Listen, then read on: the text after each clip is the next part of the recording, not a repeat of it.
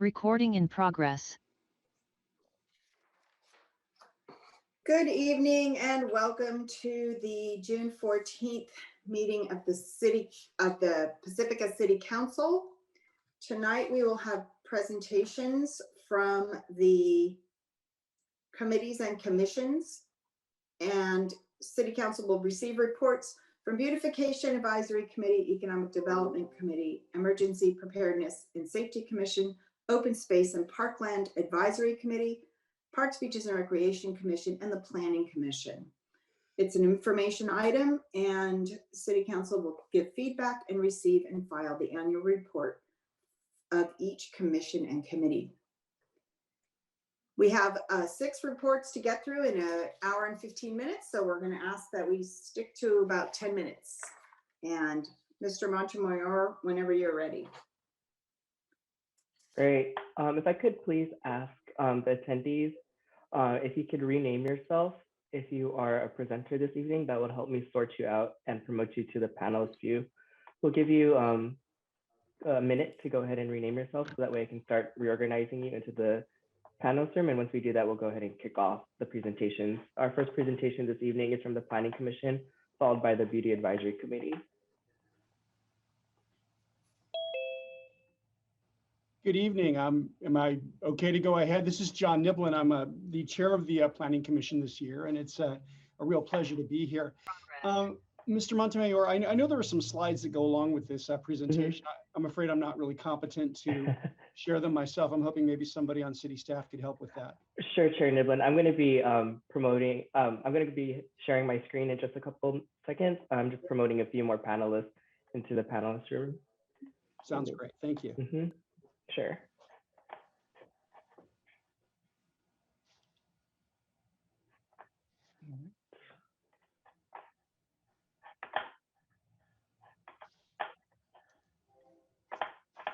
All right, Commissioner Niblin, the presentation should be on the screen. Do you see it now? I do. Thank you so much. Great. Whenever you're ready. Thank you so much. And I didn't introduce myself a couple of minutes ago. I'm John Niblin. I'm the chair of the Planning Commission, and I'm joined this evening by Commissioner Hauser, who's one of my colleagues on the commission. I saw that she had joined us, and I think that Commissioner Domerat had planned to, if he was able, join us from the road. So again, we're going to talk through our annual report to the City Council, and we're delighted to be here this evening sharing this information with you. If I could have the next slide, please. Great, and you can see here kind of the glide path that we'll be on. We're going to, of course, talk about the purpose of the commission. We'll do that briefly since you all are pretty familiar with that. But for maybe the purposes of folks who are present, the membership and sort of the changes in membership that we've been through, the 2-year period that we're covering this evening, and then a summary of the work and the metrics and the policy initiatives, in particular focus on initiatives around transparency and sort of measures to enhance public participation. So we'll hit some of that towards the end. So next slide, please. Great, and as you can see here, the Planning Commission, of course, its purpose is established by the city ordinance code, and a lot of it is around recommending, advising the council on matters related to the general plan, the local coastal program, and various and sundry other kind of policy and plan issues, and then advising the council on private development plans. And sometimes the place where the things are finally approved, they sometimes make it to you by way of appeal, or sometimes matters that you need to bless off on because they involve changes to the ordinance code, things like that. Next slide. And you can see here our membership. Our current membership is basically everybody who's got a term expiration date next to their name. And as you can see and appreciate, we've had some fairly significant turnover in the Planning Commission over the course of the last couple of years. And we've seen some real stalwart public servants come off the commission. And the upside to that, of course, is that we've had some folks, really wonderful, competent folks join us, including Commissioner Hauser, who has joined us as of 2020 and is again here this evening, and perhaps we'll say a few words. Commissioner Domerat, as you'll note, is on the Planning Commission, but his appointment was actually outside the time frame covered by this report. That's why he's asterisked below there. Next slide, please. And again, this is a 2-year report. We weren't able to present a report last year owing to the COVID-19 public health emergency. So we're talking about our work in 2019 and 2020. Next slide, please. So you can see at a high level, sort of a summary of the work we've done, the kind of a similar number of regular meetings as between 19 and 20. Quite a bit of a drop off in terms of development proposals considered, but you can see the numbers there. We have participated as a liaison in the Library Advisory Committee. Commissioner Kraske and Commissioner Big Stick did that work before Commissioner Big Stick's election to the City Council. And again, you can see work that we've done on the local coastal land use plan and the Sharp Park specific plan. And so it's all there for your consideration. Next slide, please. And some metrics for your consideration as well. New or continued public hearings, speakers on topics not on the agenda, residential dwelling units approved, and new commercial floor area approved. And I want to thank staff in particular for pulling these metrics together. We had actually requested at one of our recent Planning Commission meetings to be able to present you with some quantitative data that you all could consider as you kind of think about the work we're doing. Next slide, please. And then just to give some more longitudinal data over some years about the work of the commission, and perhaps useful in terms of tracking trends.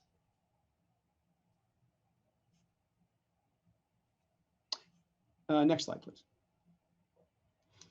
Some policy initiatives that we've been really focused on. As you can see, some of it is carried over year to year. But most recently in 2020, the general plan update, the Sharp Park specific plan, a lot of work around affordable housing. That's, I know, a real concern of the City Council and the county more broadly, and certainly something at the Planning Commission we're focused on. The Climate Action Plan update, excuse me, and implementation, and the new public plaza on Beach Boulevard. Again, some of the policy initiatives from the last couple of years. Next slide, please. And again, public transparency and participation initiatives.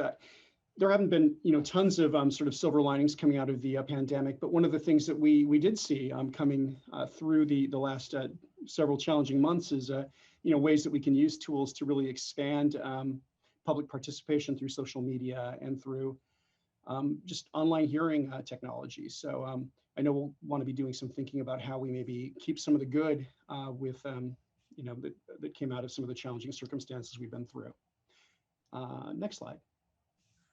Well, and I think, again, I perhaps will ask Commissioner Hauser if there's anything she'd like to say to the commission as a whole. I really want to thank staff for all the support that they've provided us over the course of the last couple of years. It's been an honor and a privilege. And again, with the staff support we get, it really allows us to focus on kind of the issues and the crystallized issues that are brought to us. And I can't say enough about the good support we've gotten there. And Commissioner Hauser, I know you're with us. Perhaps you'd like to say a couple words. Sure. I appreciate your time, council members, and I'll just echo what Chair Niblin said, which is that I do a lot of work with planning commissions in other cities, and nowhere like Pacifica do we have staff who's so well educated and thoughtful about the information that they give us. And I also think that my colleagues on the planning commission come from a real range of different backgrounds. Our chair is a county attorney. We have civil engineering background, someone who's familiar with coastal policy and biology permitting. And so I think it's a really nice group of people that you've put together. And we appreciate your time. Thank you. And so open to any questions or comments that members of the City Council might have.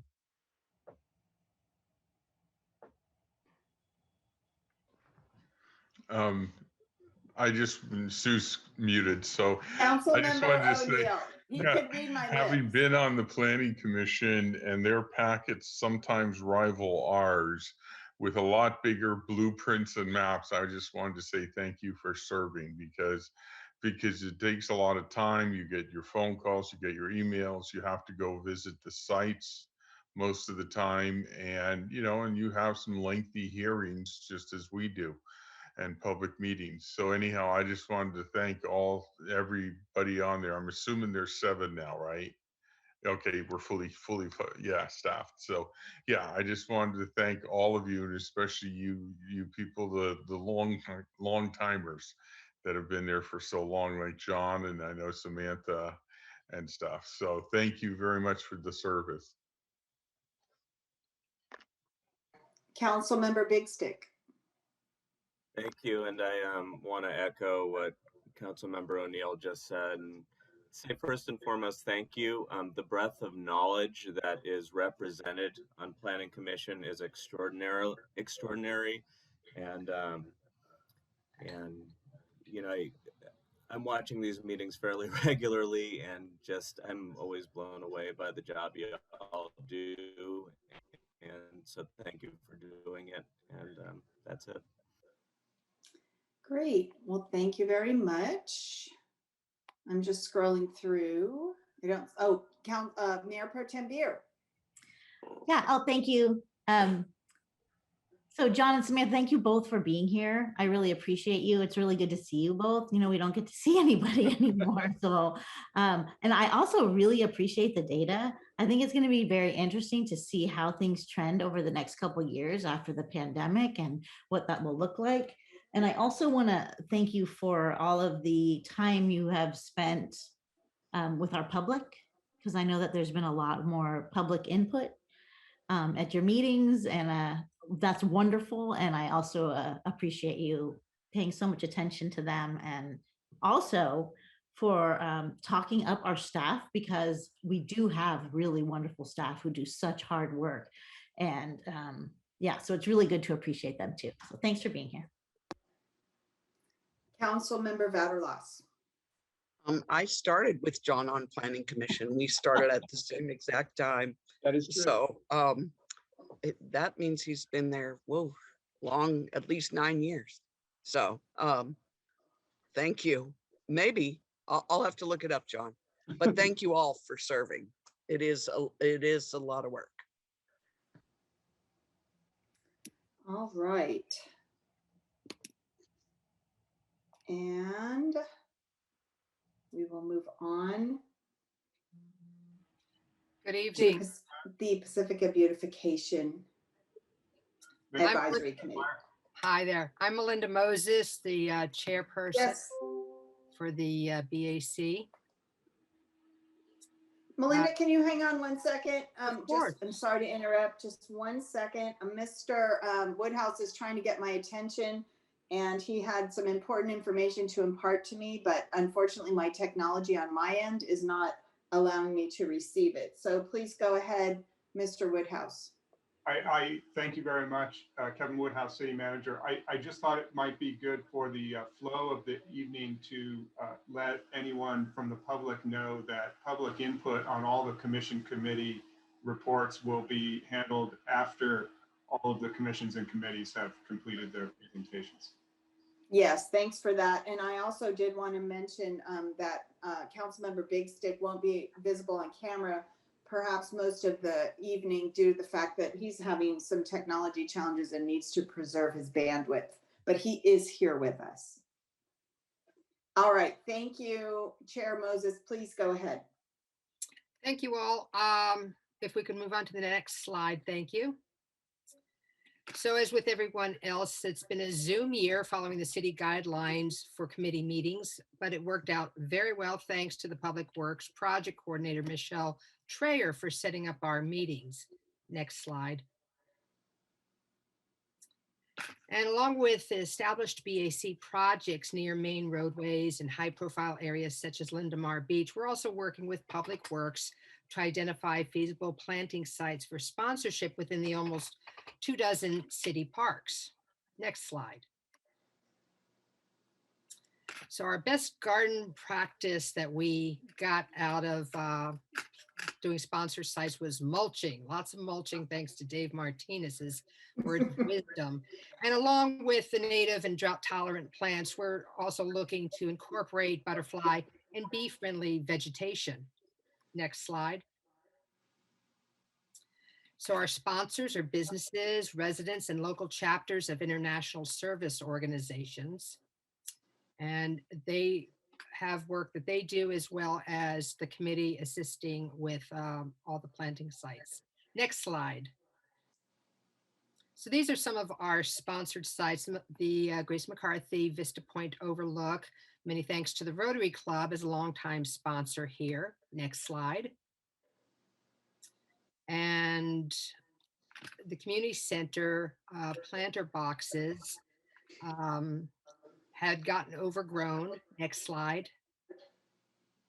But thanks to several current sponsors, they're looking really great.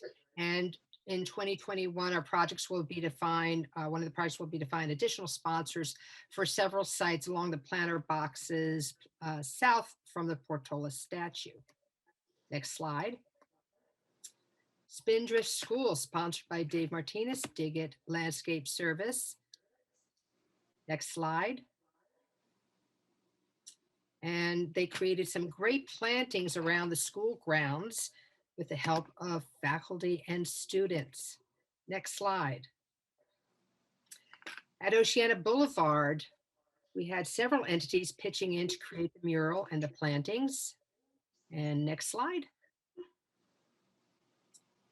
And the beautiful ceramic murals, and we're working on getting some more plantings going on there right now. It's looking very good. Thank you. Thanks to Linda Jonas's weeding, but it's beautiful poppies growing. Next slide. The Sanchez Arts Center, maintained by Dig It Landscape Services. Next slide. Palmetto Avenue, past few years, we've had a great, big, beautiful rehab of this main thoroughfare in the town of Pacifica. And they included these bump outs that you've probably all seen at the intersections, which BAC members, Ginny Jackwith, Patty Huntalas, Gail Bennett, and Ryan Hoffman have done a great job working with local businesses, Rotary, Lions, and individuals to sponsor all these planting sites. Next slide, great. Let's see, yes, so a planting day with going over how it's done and just some pictures of what these sites look like. Next slide. At the Rockaway Beach Avenue, both the east and west side, Lisa Eccleston has been kind enough to contract with BAC to be planting these sites, and these are coming down the line. We haven't got an exact date yet. Next slide. Another of the BAC programs is the Mayor's Beautification Awards. From 2018 was when we had last awarded these, and then the program underwent some changes. Next slide. What we do is recognize business and residents for their work on curb appeal, quarterly recognition of properties from the very specific neighborhoods with sort of a best in show at year's end. Next slide. These are some proposed changes we presented to council, namely changing the name to Pacifica Beautification Awards, and then working with a partner for the year-end award. Next slide. We also do a mural subcommittee. Next slide. The Crespi Community Center Rotary contracted with local artist Jeffrey Wong, who after extensive research with the pardon my pronunciation, Ramaidush descendants, created this mural to commemorate the 250th anniversary of the Portola discovery of San Francisco Bay. Next slide. Currently at Lindemar Beach, we've got the Unity Project murals going on. What you're seeing on the left is the south wall completed by Jason Badowski, and Robert Luthen will commence work on the west side once donation amounts have been achieved for that section. Next slide.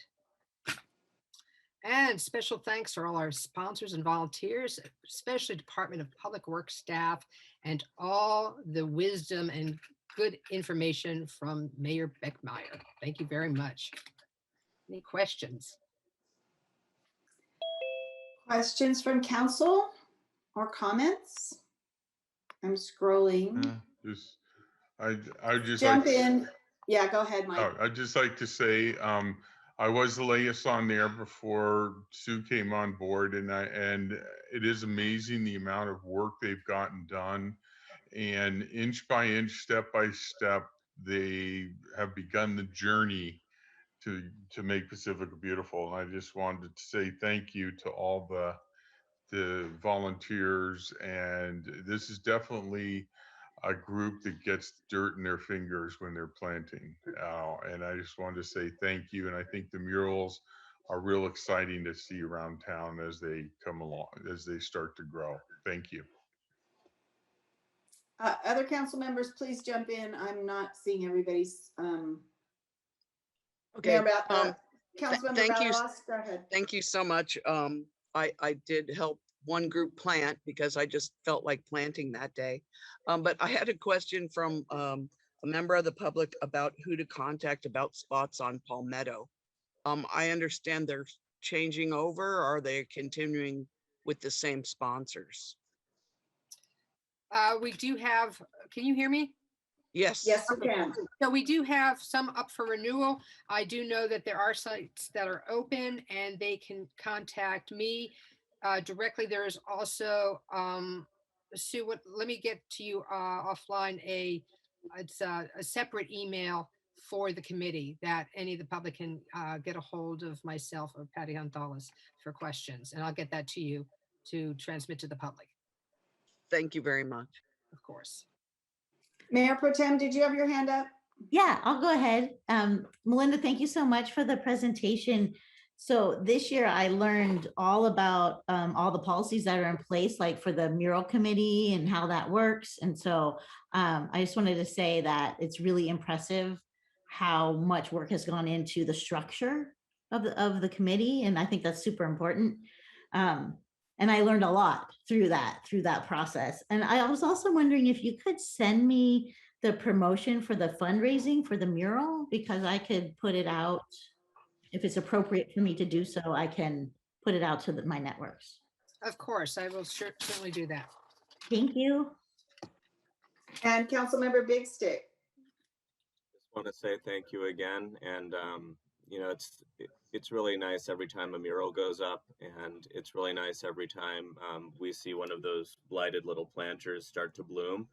And thank you for all the work you're doing. And thank you. Thank you. Sure. Thank you.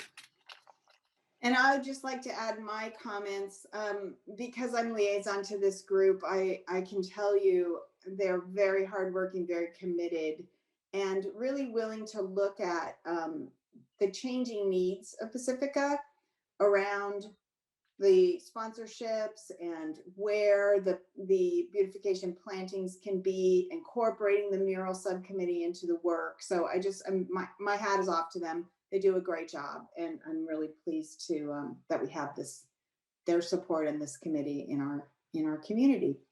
So thank you, Chair Moses. And next we will have Parks, Beaches, and Recreation Commission. Do we have Chair Abbott tonight? Yes. Hello, everyone. Thank you for your time. I'm Cindy Abbott, the current chair of the Parks, Beaches, and Recreation Commission, and I'll be making the presentation for the commission this evening.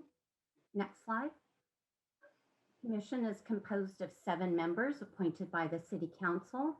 Members of the commission have lived in the city of Pacifica from 3 to over 30 years.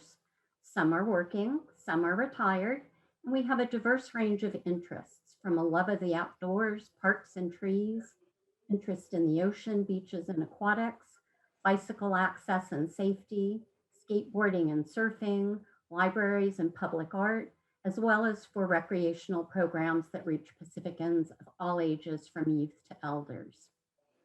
Commissioners also share a belief in the value of community service and giving back. And the current commissioners have served for varying periods from less than a year to over 10 years that provides both fresh perspectives and historical knowledge. The commission meets the 4th Wednesday of the month, starting at 7. And while we were on hold from March to July, we had our first virtual meeting then, with both the public and the commissioners attending over Zoom. And we continue to meet on Zoom and welcome and value public comment. Next slide. The purpose of the commission is to recommend and advise the council in the acquisition, development, and maintenance of parks, beaches, and other recreational areas, and to encourage the planning and implementation of a comprehensive recreation and human service program which will serve the needs of the city. Next slide. The commission does this by acting in an advisory capacity to the council, the city manager, and the director of the Parks, Beaches, and Recreation Department. And we actually really appreciate it when you give us work and reach out, request our review, detailed study, and the opportunity to host public input that shapes the advice on topics of interest and concern to the community. Next slide. Some of the specific duties of the commission are listed here, and a few of these we'll cover in detail in a moment. But first, I'd like to call your attention and the public's attention to an important responsibility, that of overseeing the application and selection of the city's poet laureate. To quote Amanda Gorman, author of The Hill We Climb, read at the 2021 presidential inauguration, poetry is always at the pulse of the most dangerous and the most daring questions that a nation or a world might face. The city of Pacifica first instituted the Poet Laureate position in 2003 and was one of the first cities in San Mateo County to have this honorary and inspirational position. In 2013, the commission was charged by City Council to develop a process for selecting new poet laureates. And currently, here's the important part, the application window for the next 3-year term is open, and Pacificans 18 years and older with a demonstrated commitment and passion for poetry are encouraged to apply for this opportunity to engage in community service by making poetry more accessible and available. The Poet Laureate serves as an ambassador for Pacifica, writes original works for city milestones, and participates in public events such as readings, workshops, and city and school functions. The deadline to nominate someone or to apply for yourself is Friday, June 25th at noon. And the application form is available on the city's website, and a link's been included in recent Friday newsletters, Connect with Pacifica. And in the meantime, we'd like to thank our current Poet Laureate, Camincha Buenvenuto, who continued in her role while we were delayed in this process due to COVID. Again, the deadline is Friday, June 25th to nominate or nominate yourself to be the next City of Pacifica Poet Laureate. Next slide.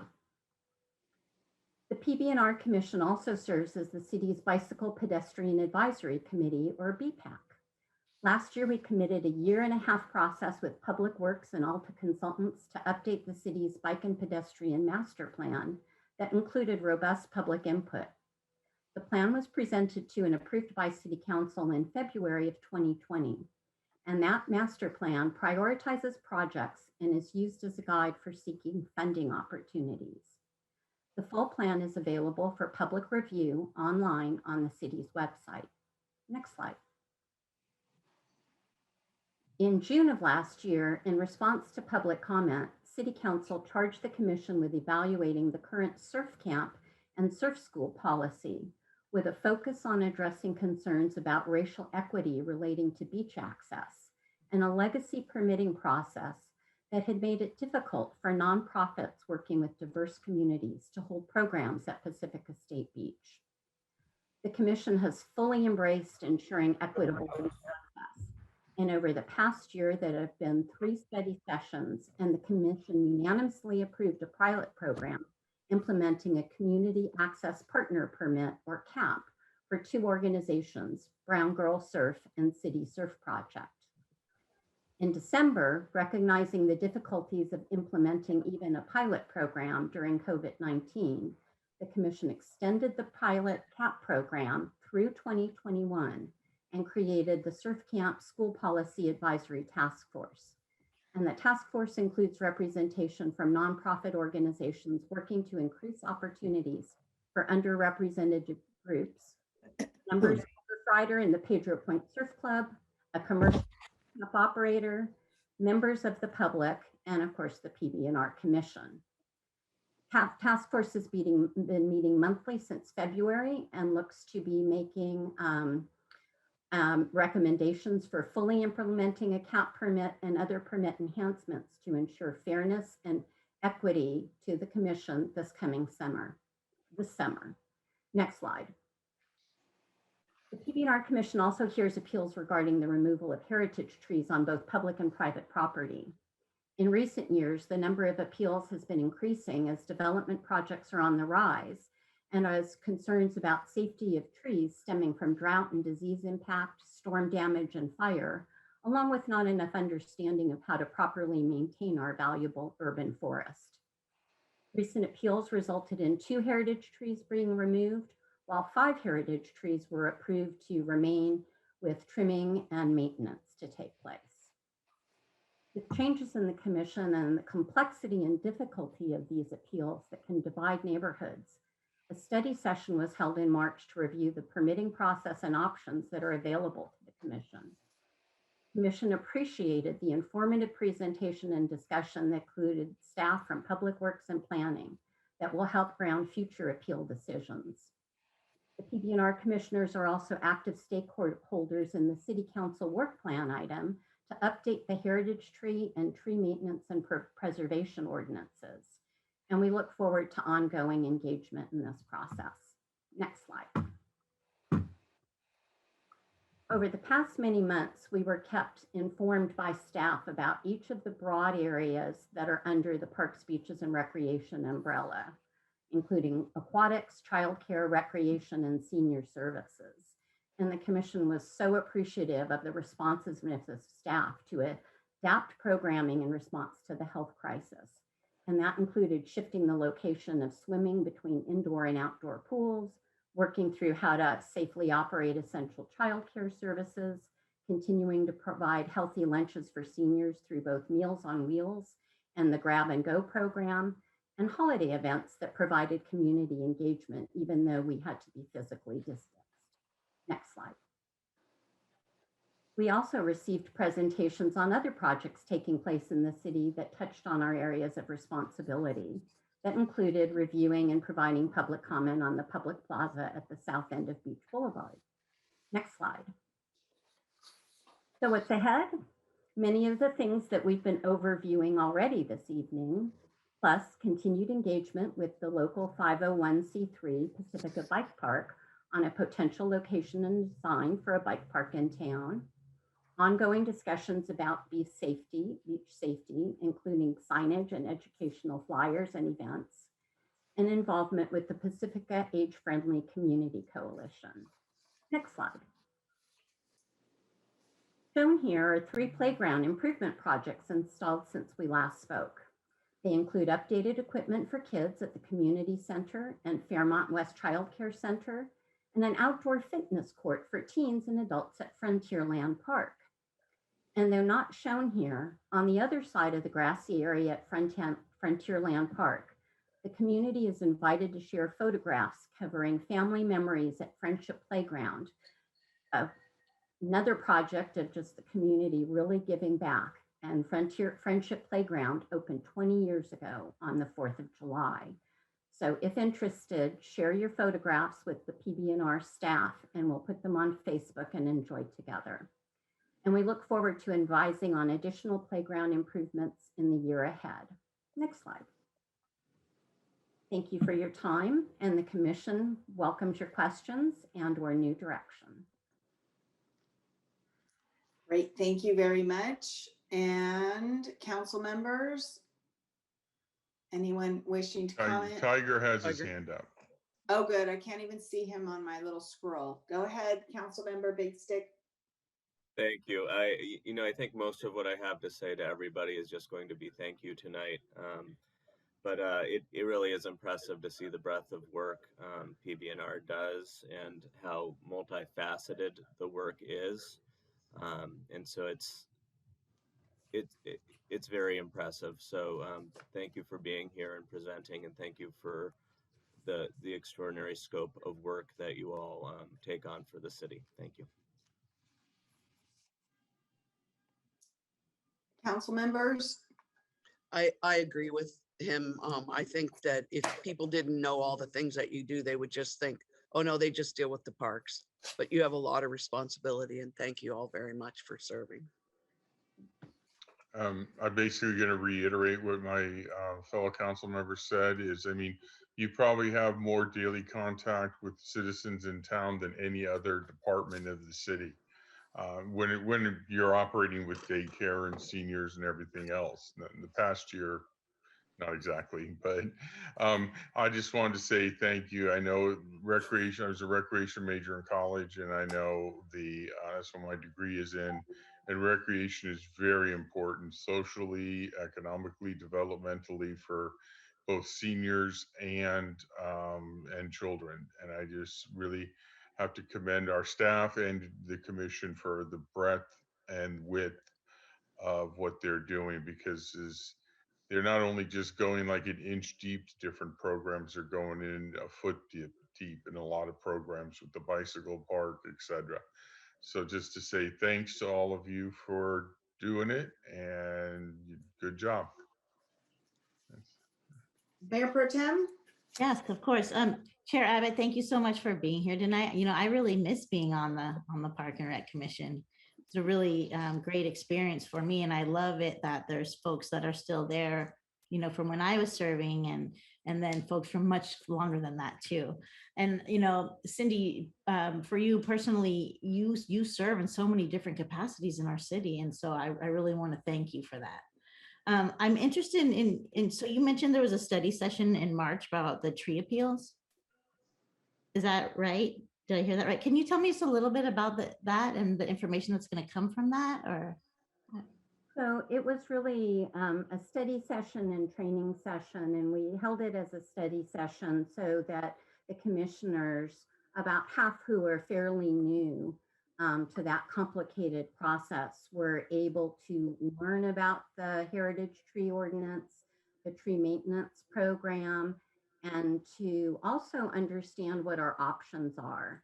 It's, as you know, because you're faced with this on a number of occasions on council, it can be difficult to understand and to find the balance and what we can do. So it was an opportunity for the whole commission to review and to learn what our options are.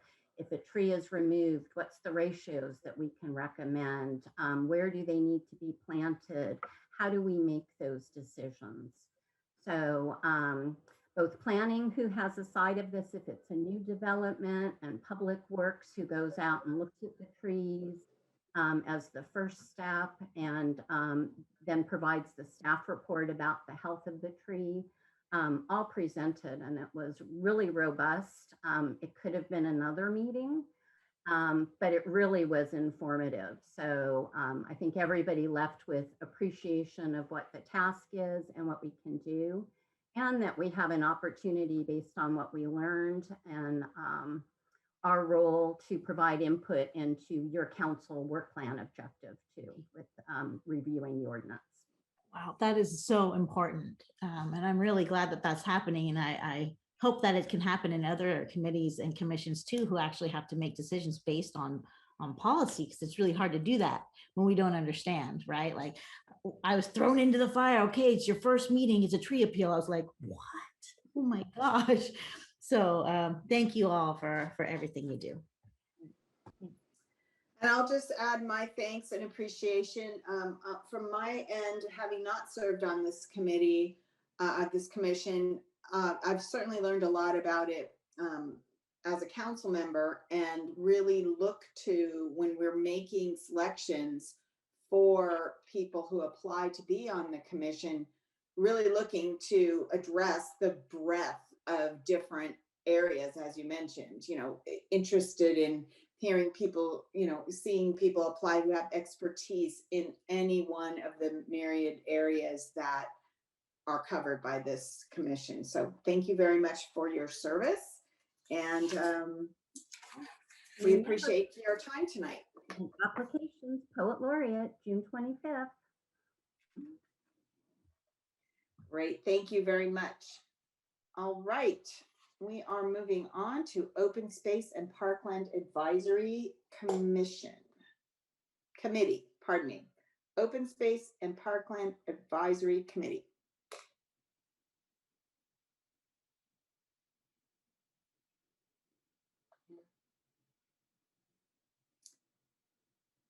Mr. Montemayor, are you aware of who's presenting tonight? For I believe it's Jean who is presenting this evening. Okay, great. Actually, the presenter will be Arlene Patton. Okay. Arlene, are you on with us? Mr. Montemayor, do you see Arlene Patton in the attendees? Yes. I'm here. Great. Wonderful, welcome. I'm not sure why the video isn't working, but that's fine.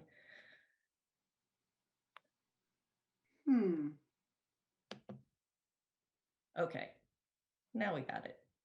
Okay, great. Hi there. I'm Arlene Patton.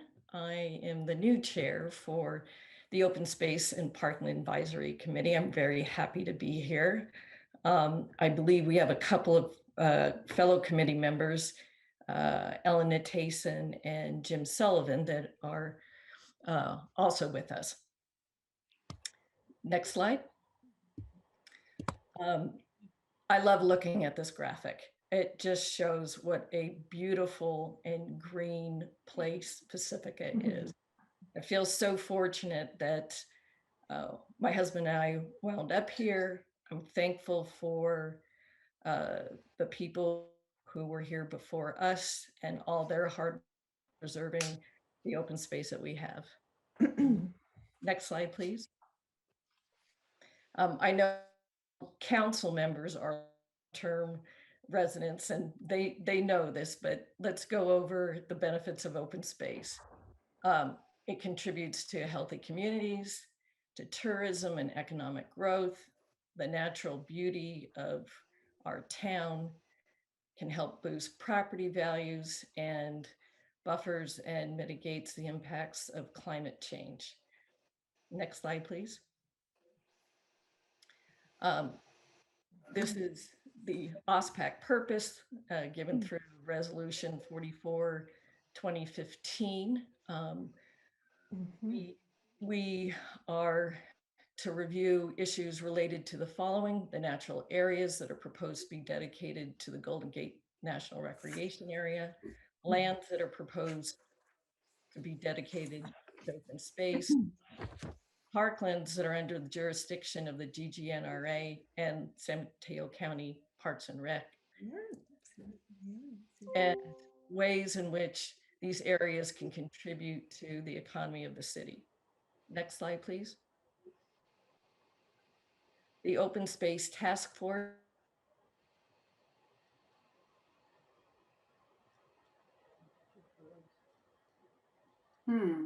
I think we just lost audio, at least I did. Yes, we did. Okay. She's frozen. Okay, so perhaps if you turn off your video, the audio will be able to come through. I also know there's other members of the committee on board here. So if someone wants to pick up where she left off or text her. Okay.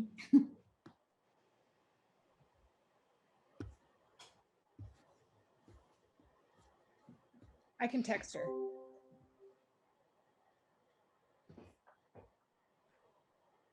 So Mr. Montemayor, if you could keep an eye out to see if she's able to rejoin. Could Jean Salisbury, who's a member of the committee, start? Because we are in a time with all these different committees. You know what I mean? Right, and we also have Joanne's here too. Joanne Arnos. Can you hear me now? Yes. Okay, sorry about that. Not sure what happened. Okay, I'll start over here. The report analyzed 34 projects within Pacifica, led to the preservation of open spaces such as Maury Point, Pedro Point Headlands, Malaga Ridge, and others. Led to new trail developments, led to the establishment of the Pacifica Land Trust, remains the basic reference for OSPAC and finds the city should investigate methods for funding open space acquisition, including bonds. OSPAC may advise applicants for properties that are located within the open space task force and make recommendations. Next slide, please. OSPAC, during this challenging year, we had meetings halted between March 2020 until September 2020. Give a shout out to Joanne Arness for really lobbying to have us resume meeting. We started again in October 2020 via Zoom. Next slide, please. We had some presentations to OSPAC. We had the feasibility conceptual design Pater Point Coastal Trail Extension provided by the Coastal Conservancy. We met the new San Mateo County Parks Director, Nicholas Calderon. Next slide, please.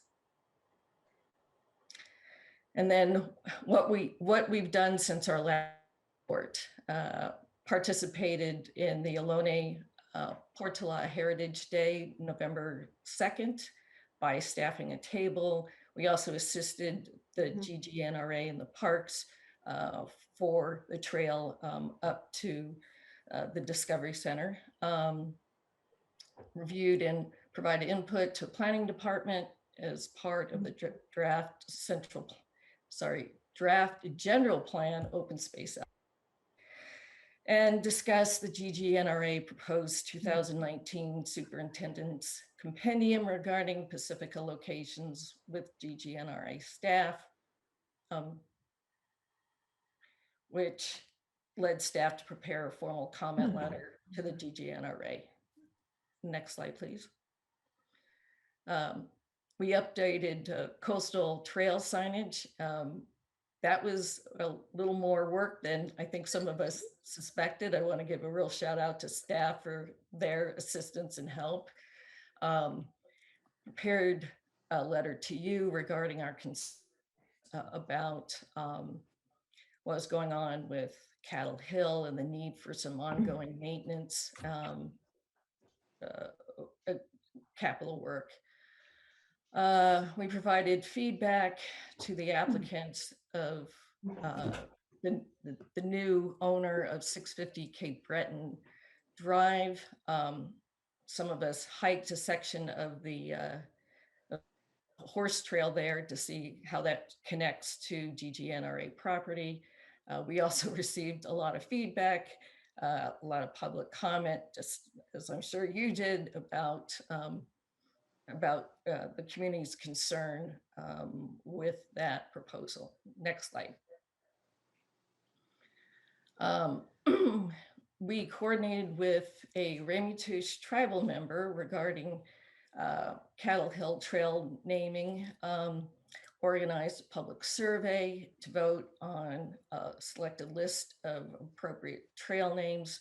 We'll be back to you later in the month with the results of that survey. Coordinating with emergency preparedness and safety committee to discuss wildfire preparation efforts in the city.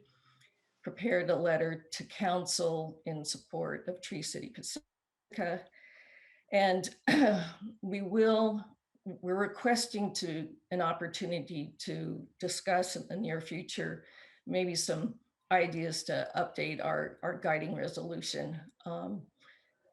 We have some ideas about how to better serve you and to better serve the public. Next slide. Since the last report, we awarded 3 preservation awards, 2019 Pacifica Beach Coalition, 2020 Pacifica Land Trust, And in 2021, long-serving, long-time resident Ken Miles. Next slide, please. Thank you, Council, for allowing us to serve. I also want to do a shout out to our staff. I am so impressed with city staff, the quality of the work, the helpfulness, the accessibility. And of course, to my fellow committee members, I'd like to say that you are literally awesome with all the work that you've done. And I am just in to be with such wonderful people. Thanks. And if you have any questions, I'm happy to answer them. I see that Joanne has her hand up. Did you want to say something, Joanne? I just wanted to get on Arlene's case that I was here, that's all. But Mary, thank you so much for acknowledging me. And I'll talk to Arlene offline. I'm only kidding. Well, if it's okay, I'll start with the comments and questions just because I'm the liaison for this group. Sure, go ahead. The amount of work that this group does is not, you can't even tell all the work that they do by only a report. Like you have to actually sit in the room with all of them to listen to all the work they do. And it's so much more than folks understand. Like there's issues, right, at all of our open spaces. And so they're really dealing with issues as they come up in the community. And that's not an easy thing to do. So I want to thank all of you very much. And I also think it would be a really wonderful idea if we had a study session with OSPAC to look at the updating the guiding resolution. I think that's a great idea. And I think we should do that. So thank you all so much for your hard work and for your patience with me and for teaching me about open space and how important it is. So thanks a lot. Other council members? Councilmember Vaterlos? Yes, and Tiger has his hand up too. I'm glad that you coordinated a meeting with emergency preparedness. And I think that all of the committees that we have and commissions do overlap. And it would benefit a lot of them to meet together to go over certain things. And again, I'd like to thank you for all the hard work that you do. I know it's a lot too. Thank you. Councilmember Big Stick. Thank you. And as with the rest, I want to start with a hearty thank you. And I envy Mary that she gets this learning experience. This round haven't had the opportunity to delve as deeply into OSPAC, but you know, as I look at that map of all of the area that's open space that y'all are dealing with, and it's not just that we're so extraordinarily privileged to live in such a beautiful area. And it's not even that we have these opportunities for recreation as a result of having all this beautiful open space and the opportunity to be good custodians to our environment because of all this open space. But also, you know, it's an extraordinary economic asset in our community as well, and a draw to people, frankly, all the world over. You know, I work in my Safeway, and so I get to see a lot of people from literally all over the world showing up to Pacifica to check it out. And it's hard for me to imagine that without y'all doing what you're doing, we would be as great a draw from the world over, all of whom wish to come and look at what we get to enjoy living in day after day. So thank you for cultivating and being good custodians of our greatest asset. Thank you. Councilmember O'Neill? Basically just reiterating what everybody else said. Thank you for your service and all the efforts you make in giving us the beautiful hills we have. Thank you. And I'll echo my fellow council members' thanks and appreciation for your service on this committee. One of the areas that's been of particular interest has been the intersection between GGNRA and the neighborhood in Fairway Park West. So I hope that will continue to be an ongoing portion of your work.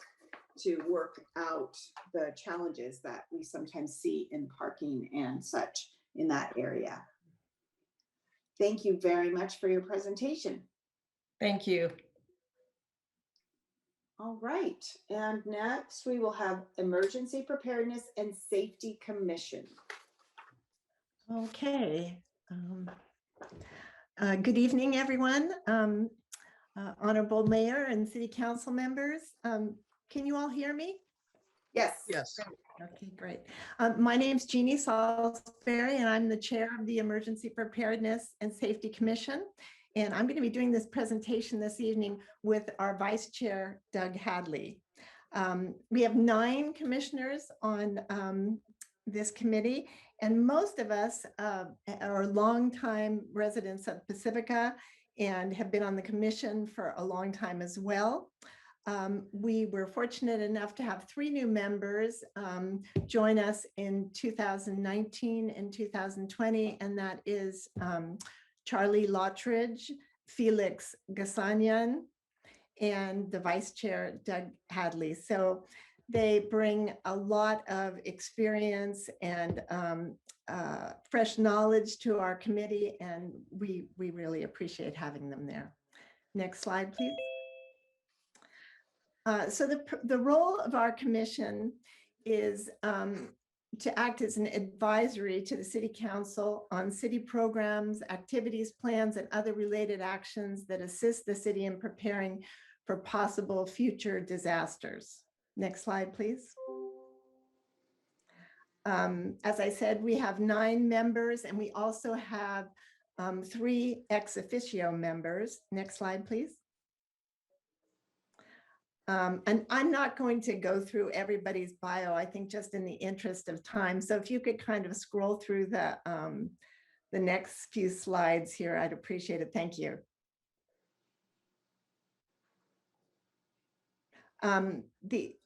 Okay, so you might go back one. I just wanted to say thank you. The ex officio members are Jorge Machado of the Pacifica School District, Marcus Peppers, Jefferson Union High School, and Betty Fleming from the American Red Cross.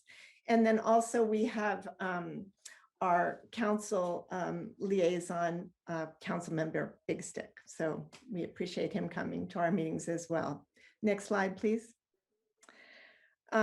So as an advisory committee, we assist in the preparation and review and make recommendations to council on disaster and preparedness plans. We seek to increase community awareness of possible future disasters and the need for preparedness, and to develop and distribute disaster preparedness information in the city. And we do this in different ways.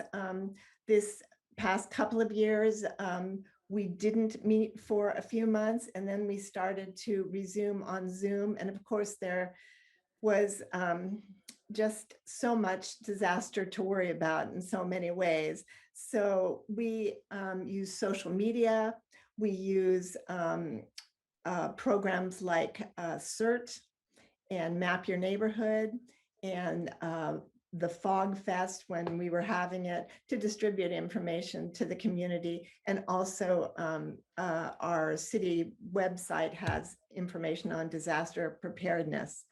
Next slide, please. One of the issues that we focused on this year was wildfires and also evacuation from the city. And that came up a lot from input from the public and also from the members of the council. So in response to this, we had speakers come. Next slide, please. Next slide, please. And these speakers helped us be more informed about some of the issues that we were dealing with. So we had people that spoke with us from PG&E about power shutoffs, and we had a speaker from the tunnel. I think we have a slide that has all the speakers listed If you could, next slide, please. Next slide, please. This slide is the city website page, which is new, and that is a kind of a culmination of the work that we've done around trying to highlight wildfire preparedness. Last week, also as a culmination of this work, we had a wildfire awareness event on June 8th. And then also we've had presentations from Zone Haven, which is a project where you can use this little barcode that you see here, and you can find what zone you're in. You also can just go to Zone Haven and look it up on a map and put your zip code in. But Zone Haven is a great program that would give us all kinds of information in a real disaster that would be interfacing with traffic patterns and what type of disaster it was and where the disaster is.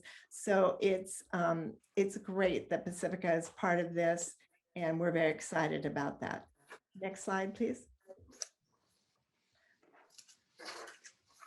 We are using social media, and we encourage people to sign up for SMC Alert. We have done, one of our commissioners, Breck Hitz, has done earthquake preparedness classes. A lot of our members are members of CERT and work with CERT and also in giving CERT presentations. Next slide, please.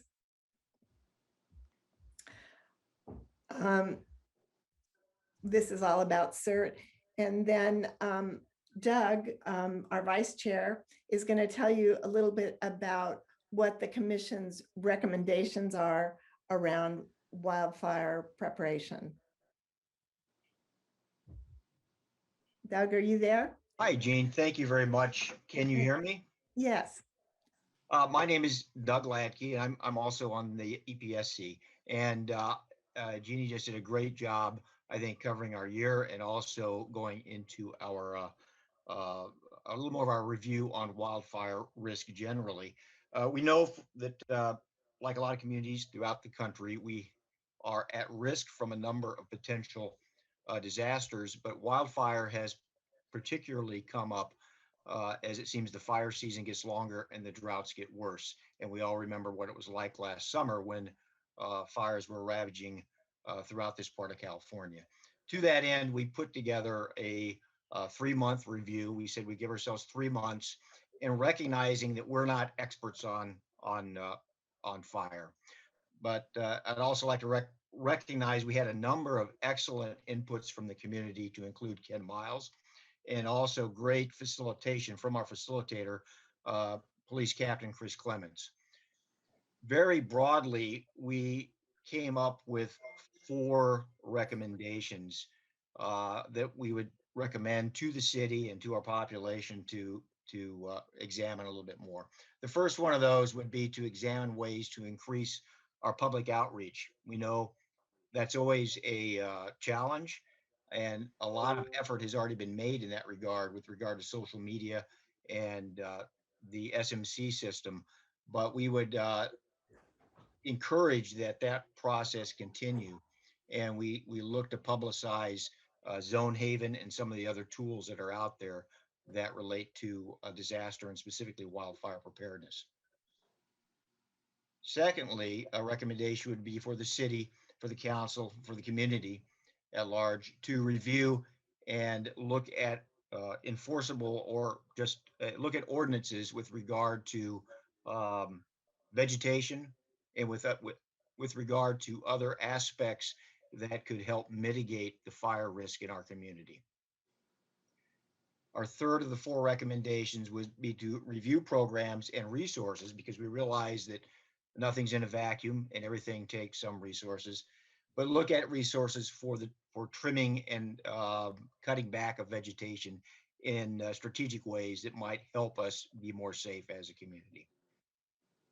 And finally, fourthly, we looked at review possible assistance from adjacent land management organizations, recognizing that already we have great partnerships with GGNRA and other land management organizations here, but we might look to them for assistance in this area. Finally, I would add that in addition to input from our commission and from the city and citizens, likewise, our North Bay Fire gave us some very good background information on this. Those are our 4 recommendations with regard to wildfire mitigation. Thank you very much. Thank you. Thanks a lot, Doug. I'd also like to just scroll quickly to the page that lists the speakers we had this year, if you could. I know we're kind of on a time crunch. Yeah, we are running a little long here and do need to be mindful of time because we still have one more presentation. Okay, so I think it's just the next slide maybe.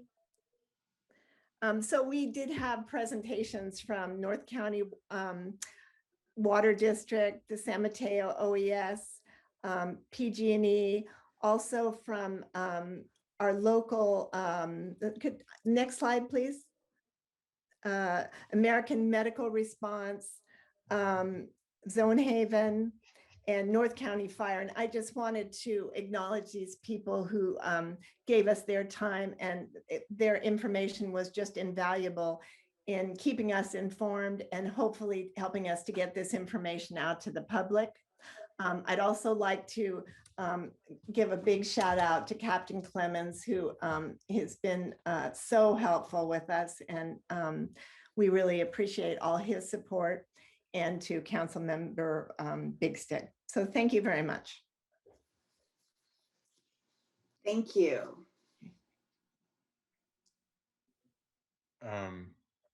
I guess I'll go first. Thank you for the presentation. I actually started out in emergency preparedness many, many years ago before school board and everything. But I did want to mention is you should probably touch base with the San Mateo Conservation District that we had a presentation for a couple council meetings ago, because they are tapping into funds to cut trees and manage, some of the open space for fire prevention. So that might be something that Captain Clements can, chat with and see if they'd want to come and do a presentation to you. Thank you. Maybe you can be the touch point for them and our efforts in that area. But I do want to thank you for all the time you spent on the commission, because I know you have been there a while. And thank you for all the work you do. Thank you. Councilmember Vaterlos. I wanted to say thank you too. I'm on the county emergency preparedness, and it's so important for everybody. And please sign up for SMC alerts. And thank you for all the hard work you do. Councilmember Big Stick.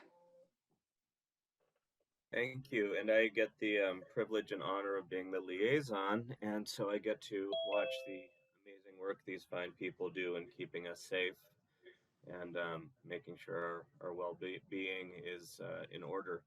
And again, it's part and parcel with the rest, how each and every one of these organizations at some point gets to work collaboratively with other organizations, and it shows how interconnected everything truly is. And so thank you for allowing me to sit there and be in awe of watching you keep us safe month after month. Thank you. And Mayor Pro Tem. Yeah, thank you so much for your presentation. I really enjoyed the time that I spent being the liaison for this commission. And I want to make sure that we completely understand your recommendations for the policy, the possibilities for policy around vegetation and resources for trimming. And so perhaps, before next year's goal setting, it would be great if we could get together and hear some more details about that so we can see what's possible. That's good. Great. All right, then. Thank you very much for your presentation. And last but not least, our Economic Development Committee. Hey, can everyone Chair hear me? Doherty. Can everyone hear me okay? Yes. Yes. Awesome. Yeah, actually, Sean is also here. Sean Thompson, he's a committee member for the Economic Development Committee, and he'll be helping me present. So not sure where he is in this long list of attendees, but I'm not used to this for our meetings necessarily. Hey Matt, I'm here. Thanks, Sean. Hey. So okay, we'll start getting rolling. So can we go to perfect? So there are 9 members of the Economic Development Committee, one being a member represented by the Chamber of Commerce. You can see only 2 are up this year, but we had a bunch of new members in the last few years. And also with Yulia's presence, we've had a lot of new faces, for this committee, as well as in the past few years, with Thomas and Lorenzo, and before that Anne.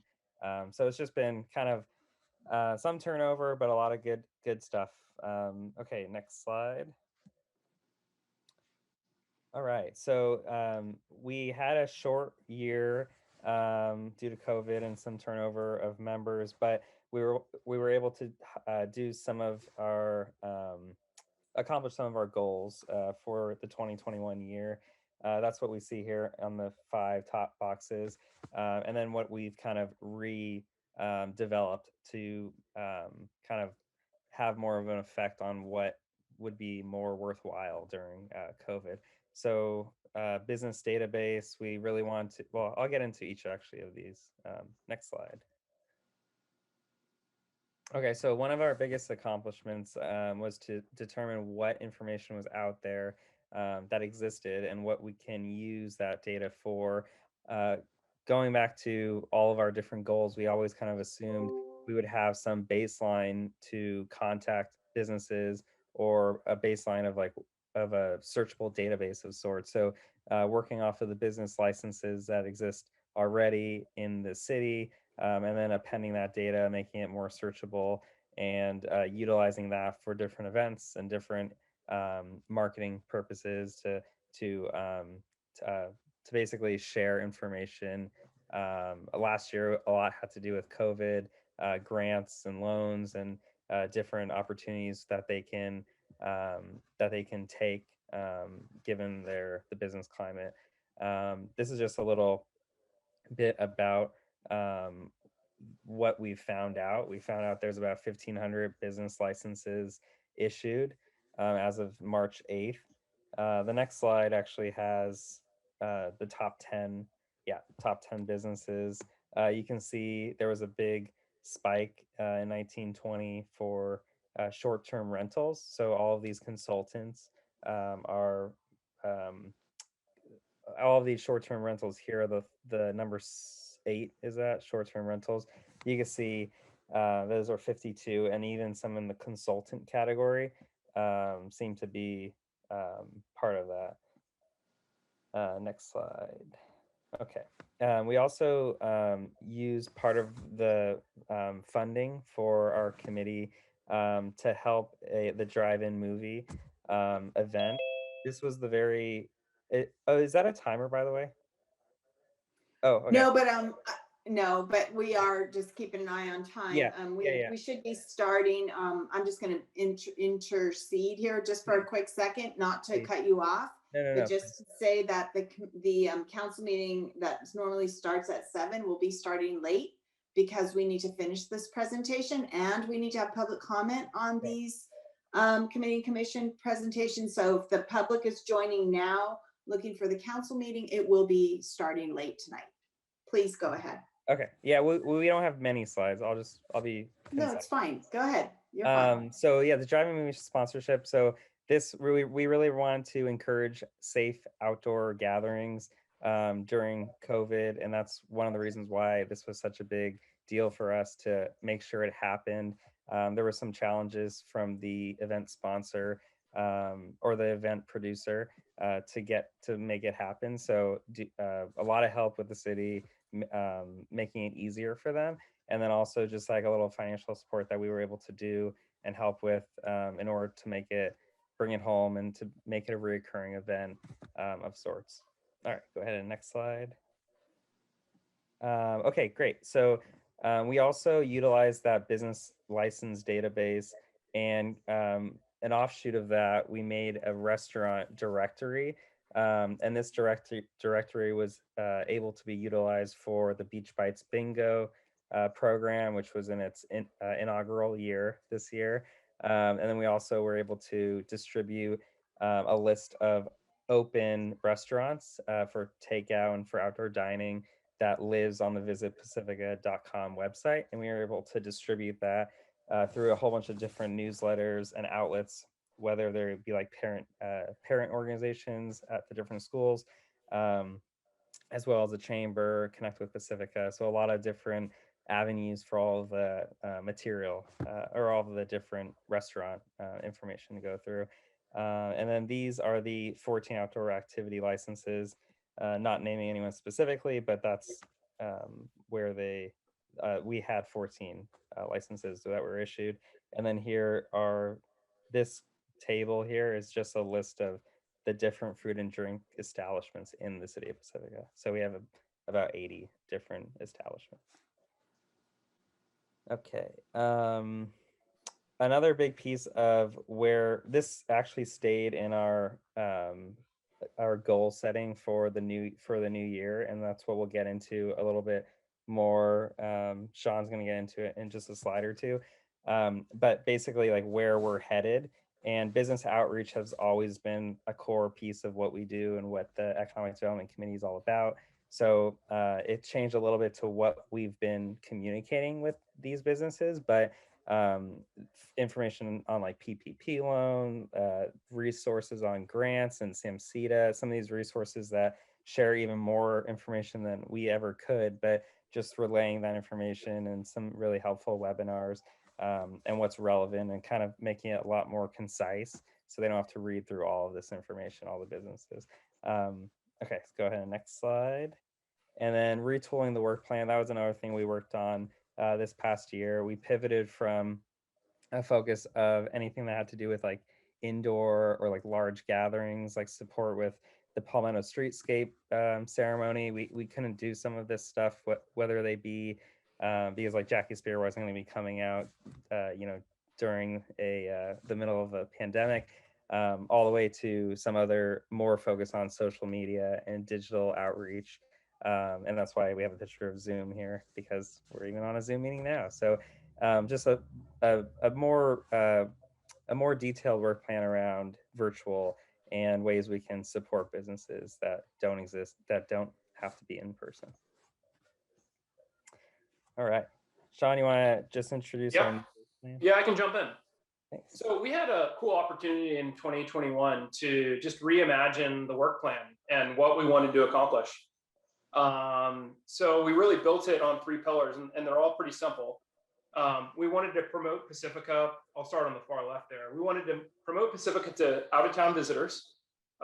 Definitely a balance in 2020 and 2021 in terms of inviting folks into our town, but that's the pillar, promoting Pacifica to out-of-town visitors to drive the tourism revenue. The second pillar in the middle was to make sure that the EDC was here to help businesses that were already established or were thinking about establishing themselves in Pacifica, and also making sure that we were helpful to the city of Pacifica as a group, as the EDC. And then the other pillar on the far right-hand side is kind of the opposite of the far left. So we wanted to promote Pacifica, but we wanted to do it to residents of Pacifica. That takes a little bit of a different meaning, but we want to educate folks, why should you shop in Pacifica instead of going over the hill? Where do your tax dollars go? Making sure that we try to stop retail leakage. So those are kind of the 3 pillars that we're building on in the EDC. And we'll go through kind of the beginning and the following slides, the beginning of each one of those pillars and kind of what we're trying to do.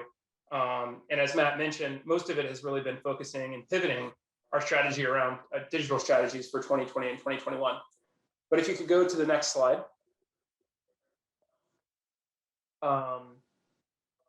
Subcommittee 1, which I'm a member of, what we've done to promote and market Pacifica to out-of-town visitors is we've created an Instagram page. And it may seem small. I'm looking here, 114 followers is what it's showing there, but it's mighty. We've already grown to 132 since this screenshot was grabbed. So, up and to the right, we're shooting for the moon. But we're really excited about it, and we've got some absolutely fantastic pictures. It's in some ways shooting pictures in Pacifica is probably the easiest job in the world, but in other ways it is difficult because getting the right light, et cetera, et cetera. But we've got some fantastic pictures from a local photographer that has been generous enough to give his pictures to us for free. But let's see here. So those are some pictures that we already have posted to the site down below. One other thing worth mentioning at the bottom there, it's mentioned the blurb. We're going to be automating our posts. So you'll start seeing more posts from us so that we can load up a whole bunch of them at one time, kind of press a button and they'll start popping out every week or 2 weeks, something like that. Our posting up until this point has been a bit sporadic, but we're really getting, I think, some good feedback from the community. And if you can go to the next page. The one really cool thing about Instagram and digital is that we can truly track, who is interested in discovering Pacifica. So we have some really great data, and this is just kind of the very beginning of the 100 or so followers that we have. But in terms of the age, the gender, where these folks are located, so 67% of folks are actually located in the city of Pacifica. And yes, the purpose of Discover Pacifica is for hopefully people outside of the city of Pacifica to discover Pacifica. But we have other folks here, San Francisco, nearby cities, Daly City. We can actually target those individuals through ads. And so that's our plan later this year, which is to target folks that maybe live nearby. We want to bring them into the city of Pacifica once the state begins to reopen. And so you'll start seeing some of that from us. And so hopefully these top locations, you'll start seeing it skew. I'm sure forever and ever, it will always be inside of Pacifica. I'm sure there will be a lot of people that are interested in learning more about Pacifica, but hopefully over time, you'll see those other bars with other locations nearby start to tick up. And so that's it. I'll pass it off to you, Matt. Thanks, Sean. Yeah, and everyone here is able to now see the beginning stages of this Instagram, which I estimate it being in the tens of thousands, in no time with Sean at the helm. So I'm really excited to see it really become like a visitor serving site where people can see all the great things to do in Pacifica. And it is definitely looking like that. Subcommittee 2 here is one that I'm a part of. One of the reasons we considered just 3 big goals and subcommittees associated with each is because we had like 6 to 8 of them last time. So instead of being part of like 2 or 3, we condensed some of them and had a more specific focus, and we made it just 3 different big subcommittees. So this subcommittee is really focused on maintaining and supporting the businesses in Pacifica, making sure we don't lose any businesses, making sure to give them all the resources possible. And 2 big things that we're working on right now is starting an email newsletter to inform and support these businesses, and hosting tutorials or like webinars on different things that might be of interest to them, whether it being like getting on Google, like Google My Business, like just a short tutorial on how to do that, how to update your hours, or maybe this might be a little dated, but getting set up with online ordering. Some of these things where we can be of service and at a no cost like tutorial for them. We did this a few years ago with our committee, and we partnered with SBDC, the NorCal Regional Small Business Development Center. And we actually hosted one of them a long ways back at the the Brown Church. So we actually hosted a How to Start Your Own Business series. There were like 3 of them. And so more of that coming, and hopefully we can partner with some of these organizations to do and just direct our businesses to them. And then maybe we'll do some ourselves. So that's where this subcommittee 2 is all about. Next slide. Oh, thank you. And then subcommittee 3, this is promoting local businesses to our existing residents, making sure they're aware they have a restaurant, like a Vietnamese restaurant or a convenience store or a bakery or, a local natural food store, like knowing that they have all this right in their backyard and the value of shopping at those stores. So maintaining and driving traffic to Visit Pacifica.com, which is a visitor serving site, but also very handy for local residents to look at what's open and especially during COVID, where you can go for takeout. And Beach Bites Bingo, hopefully you've seen this around town. This was spearheaded by a number of our committee members, Kathleen, Daisy, Beth, and they've put a lot of time into making sure this was widely publicized and making sure people were able to pick up a copy, whether it be online or at different restaurants. And basically all you need is a couple receipts and, 4 or 5 vertical, diagonal, horizontal, and then you're entered into a raffle for supporting local businesses. And then you win a gift card for a local business. So it's actually very multifaceted promotion. There's also talk of an infographic on where your tax dollars go. That's going to be really interesting, and maybe even like a decal for different stores to participate in, or at least like market local businesses to residents for. So that's all subcommittee 3, and then almost done here. And this is just a little bit more in detail about Beach Bites Bingo. I believe there have been already three winnings that have been picked. And I already mentioned that the gift cards are for local businesses to encourage more engagement there. So we'll go to the next slide.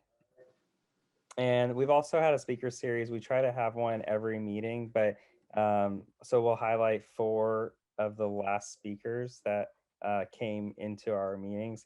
And these all have to do with our big goals of whether they're focused on promoting local businesses or giving resources to those businesses or gaining more visitors to the city. So we'll go into the 4 next, and then we'll finish up.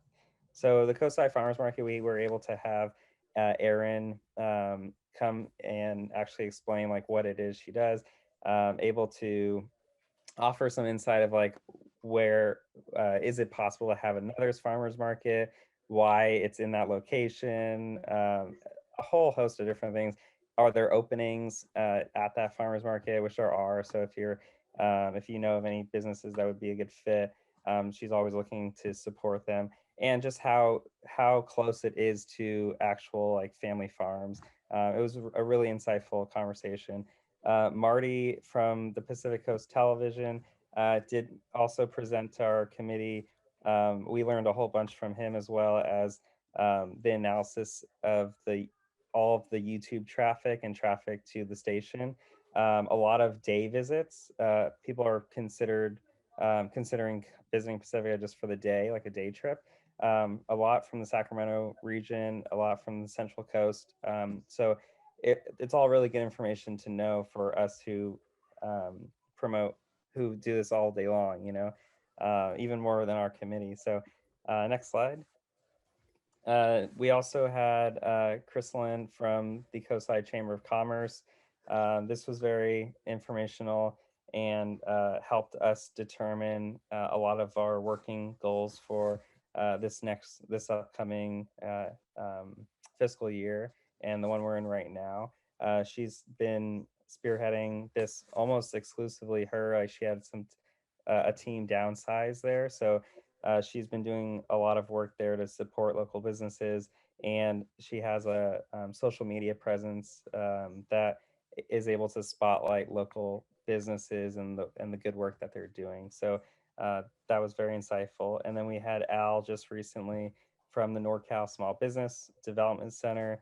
That's a mouthful, I know, but they have 18 centers within the region, and they offer free one-on-one advising with really, really really great individuals that have been in the industry and know the industry, and they're able to advise and mentor local businesses for no cost. So it was really helpful to understand what it is they do and all the webinars that they host every week that we can actually send businesses to them. That's it. All right. Well, thank you very much. And thanks to everyone for indulging that presentation. I'm not sure why, but we didn't have the slides in our packet. So I wanted to make sure that we had an opportunity to really hear from you about all that was going on. Council members, Councilmember Big Stick.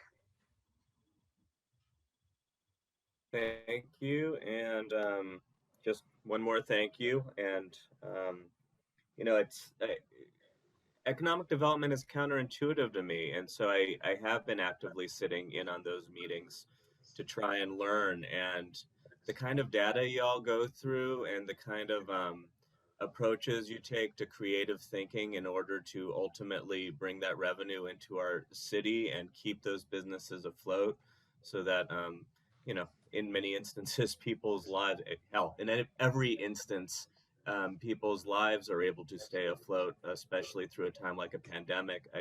Y'all have my admiration, and thank you for keeping that particular form of lifeblood flowing through our community. Thank you. I'll be quick and say Councilmember thank you. Vavalas? I'll just say thank you. I served on economic development too, and I think you guys have come a long ways from when I was there. So thank you. Mayor Pro Tem? Yeah, I also wanted to thank you too, and you know, and offer you guys, if you want to make some small videos or something, let me know, because that could be fun. And you know, PCT offers a podcast production for very, very little, like really cheap, and that Discover Pacifica. You guys are doing a great job. Thank you so much. Thank you. Councilmember O'Neill? I'm the co-liaison there with Sue Beckmeyer, and I just wanted to say thank you. I sit through those meetings, I look at the ideas and how it's all meshed out and discussed and adapted, revised, and then it starts over. It's kind of like watching sausage and laws getting made. So anyhow, but you do a good job with the end product, and I want to thank you guys for the stamina you guys all have doing this. Yeah, I'll echo that. And I appreciate the work that you've done, some of you over many years and some recently, but it always seems to be a really good group that meshes together well. There's just such a lot of work to do, and moving forward with our new economic development and fiscal sustainability officer, Yulia Carter, I'm sure you're going to do great things. So thank you very much. Thank you, everyone. All right, so that we are running late and we are at 7:21. Mr. Montemayor, I need to open public comment on these presentations. And I'm checking to see if I see any hands raised.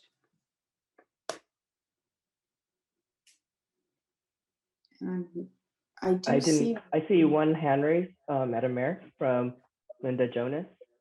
Okay. Okay. While we get the timer up, I would just like to remind everyone, if you'd like to make a comment, please use the raise hand function and we will enable you to speak in the order provided. So again, Linda Jonas, you are now up. Please unmute yourself. I just want to say thank you quickly to all of the various committees and commissions, and wow, what a great city we have. Thanks to all of you. Thank you very much. And thanks for your service on all of these different committees. All right, no further hands. Then I will close public comment and bring it back to council. And we've made our comments already, so I think we'll be ready to launch into our regular meeting. Yes? All right, very well. So this is the meeting of the Pacifica City Council for June 14th, and we are starting a little late at 7:22 p.m. after our special presentation. We will have our call to order. Mr. Montemayor, want to do roll call? Okay. Councilmember Big Stick. I'm present, and I just want to remind people who are just now showing up that my bandwidth is having some issues, which is why you're only seeing my picture rather than a video of me. And Councilmember Vatterloss. Here. Councilmember O'Neill. Here. Mayor Pro Tem Beard. Here. And Mayor Beckmeyer. Here. And we'll have a salute to the flag by Councilmember Big Stick. I pledge allegiance to the flag of the United States of America and to the republic for which it stands, one nation, under God, indivisible, with liberty and justice for all. Very well, thank you. All right, so we do have a special presentation tonight, which is our Beach Bites Bingo. We just heard about that with the Economic Development Committee. Let's see, I'm looking for Kathleen Courtney from Economic Development. Madam Mayor, I'm promoting Kathleen right now, so she will have an ability to speak. Kathleen, you can go ahead and There unmute she yourself. is. Wonderful, Hi, everybody. Kathleen. My Pacifica Hello. best. Thank you. I'm excited to be here to present our next Beach Bites Bingo winners. And you heard me right, it's winners. I had to regretfully miss last meeting, so we get to double up on this one. So what we're doing, for those that aren't aware, in a nutshell, this is a program that the Economic Development Committee has launched, and the Chamber is assisting with. And we are trying to, or no, we are succeeding in helping support the restaurants, our local restaurants. And every bingo winner, meaning that you get 5 in a row on our bingo card, which is accessible through various different sites. I'll tell you what, it is, you go in there, you download that card, easy peasy, take those pictures of your receipts and send it all in. What happens at the end is that the winner is drawn at this meeting, city council meeting, and $50 goes to a local vendor of the winner's choice. And so I got into all that because we are going to continue Beach Bites after this night, and we're going to have another drawing.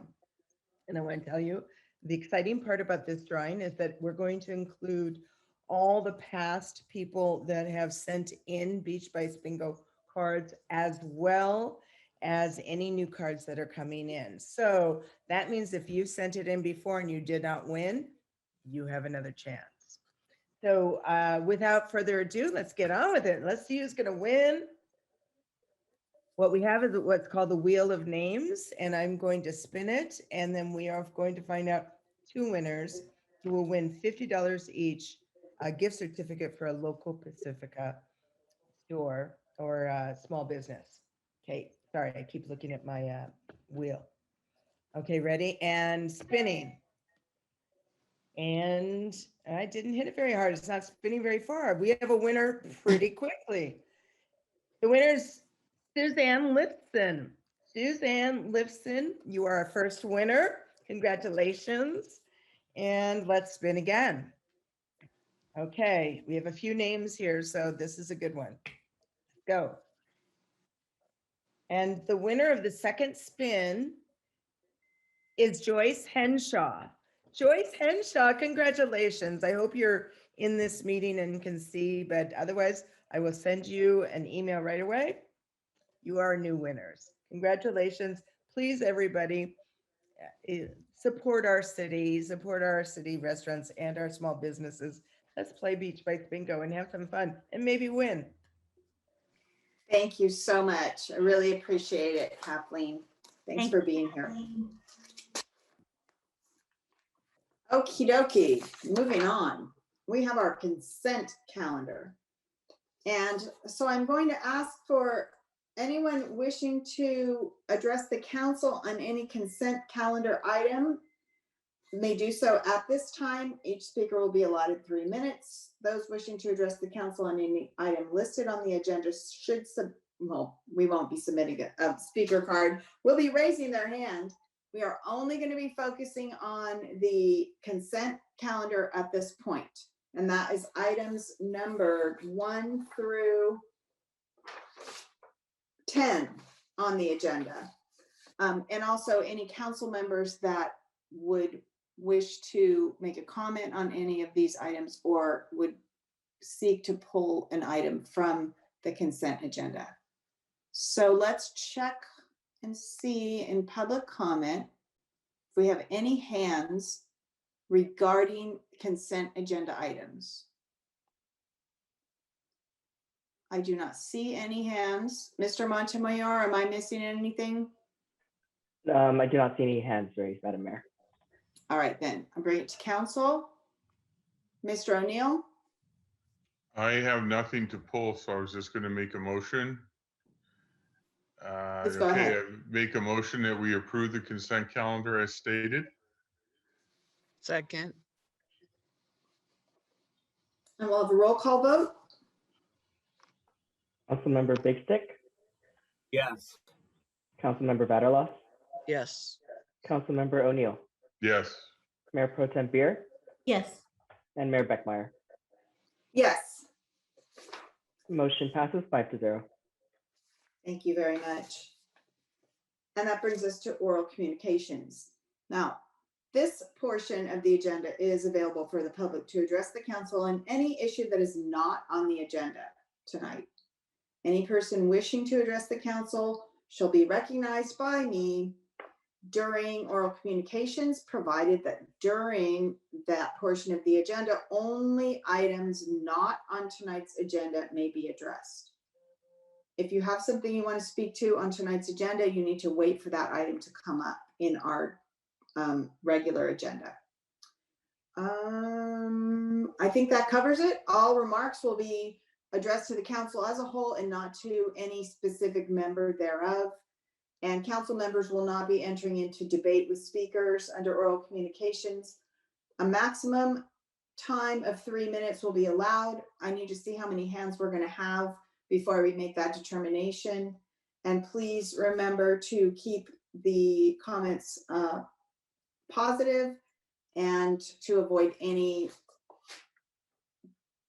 boisterous or impertinent remarks regarding any of the items that you need to bring forward.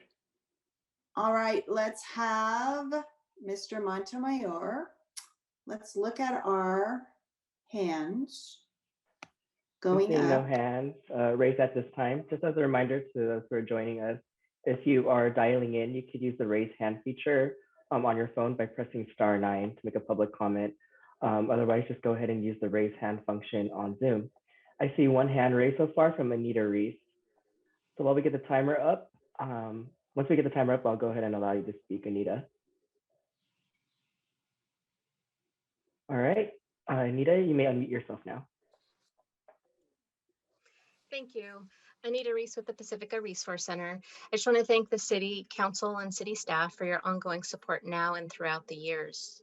Our office reopened to our regular office hours this month, so we are now open Mondays, Tuesdays, and Thursdays 9 to 5, Wednesdays 9 to 7, and Fridays we're open from 9 to 1. We are closed from 12:30 to 1:30 Monday through Thursday. We're available for in-person appointments, drop-ins, walk-ins, but also continue to encourage folks to have phone or remote appointments to minimize the number of folks who are in the office at any given time. Our grocery program continues weekly at the American Legion Hall, which is at 555 Buell on Wednesdays. If you or someone you know needs groceries, please contact PRC to sign up for an appointment to pick up groceries at our grocery drive-through.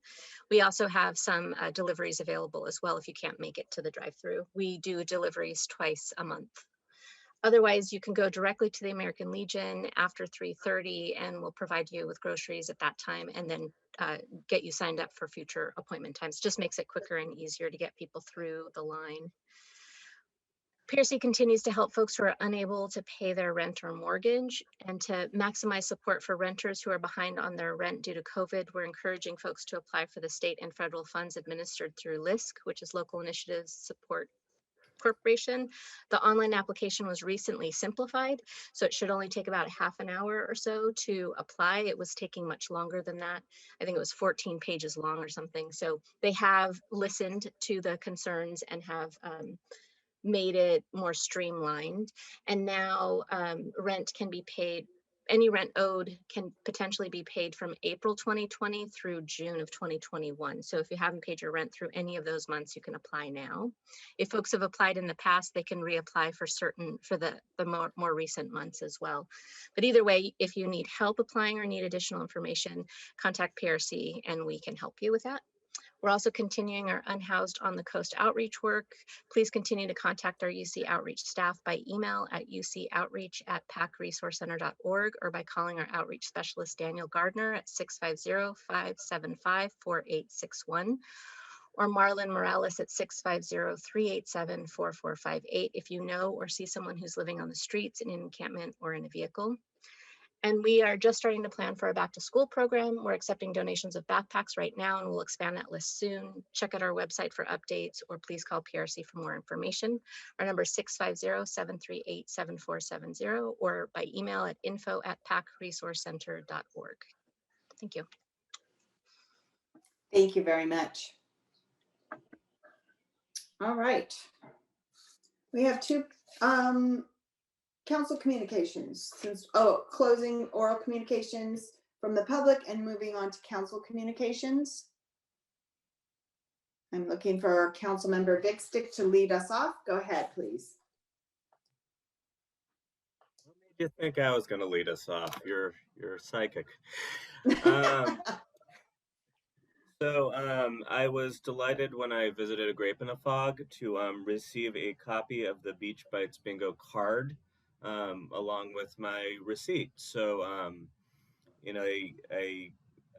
arguably a quasi-Pacifica nerd at this point to know about the Beach Bites Bingo, but I don't know if other people are finding out or not. But when I found it with my receipt, then it was surefire. So that was very cool.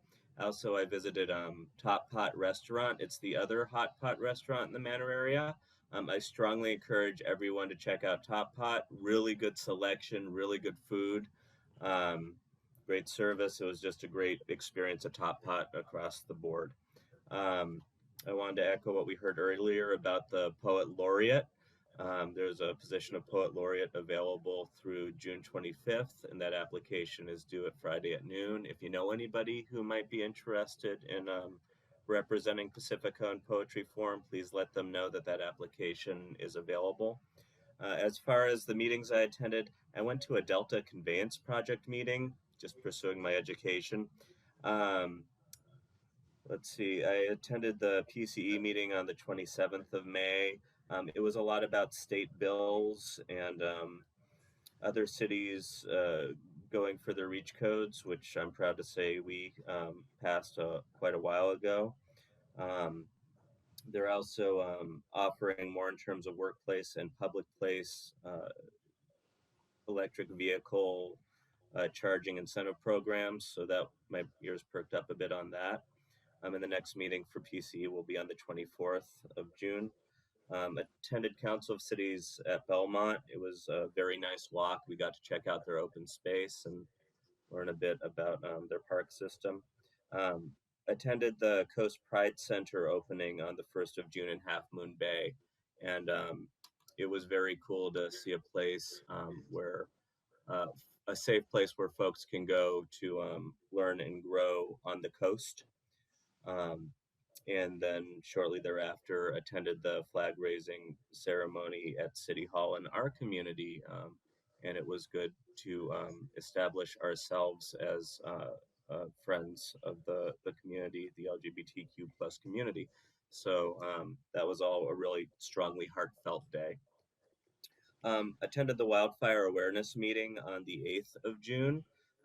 It was a meeting that I was looking forward to very much, since so many citizens have expressed so much concern. We heard about Ready, Set, Go, the Cal Department of Insurance, Zohaven, SMC alerts, CERT. There were a lot of questions about trees. So if we could at some point get even more information about trees in relation to emergency preparedness when it comes to wildfire, that'll be great. And Mr. Kevin, if you could let us know where we can view the meeting, if for people who weren't able to attend it. And of course, we all got to enjoy the Beach Boulevard Infrastructure Resiliency meeting that happened last Wednesday. Thank you. Thank you very much. Mr. O'Neill. Hello. Yes, I was just looking at my calendar here. I attended the flag raising ceremony, the Pride flag at City Council. Also attended the airport roundtable meeting on Wednesday, June 2nd. And we actually have some good news coming out there. The FAA has allowed that the planes flying over Pacifica can go out further into the ocean and make a left, which should reduce the noise here in Pacifica. Unfortunately, it's going to take 6 months. Oh, wow. Tiger appeared. It's like revelations there. I don't know. I am going to coordinate with Kevin and see if we can have an FAA guy come or woman come to actually go into the details, because it's pretty technical and stuff. But they have to reprogram and train pilots on how to do it right. But apparently, instead of 2 years, this can be done in 6 months. So that was actually made me feel like something has finally happened at the airport roundtable. Okay, Good job, Mr. O'Neill. Right. Well, so we got 2 things this year. We got a noise monitor at the top of Fassler, and we've gotten these things to make a left further out. So I'm feeling like there's progress. No longer feel like a salmon swimming upstream.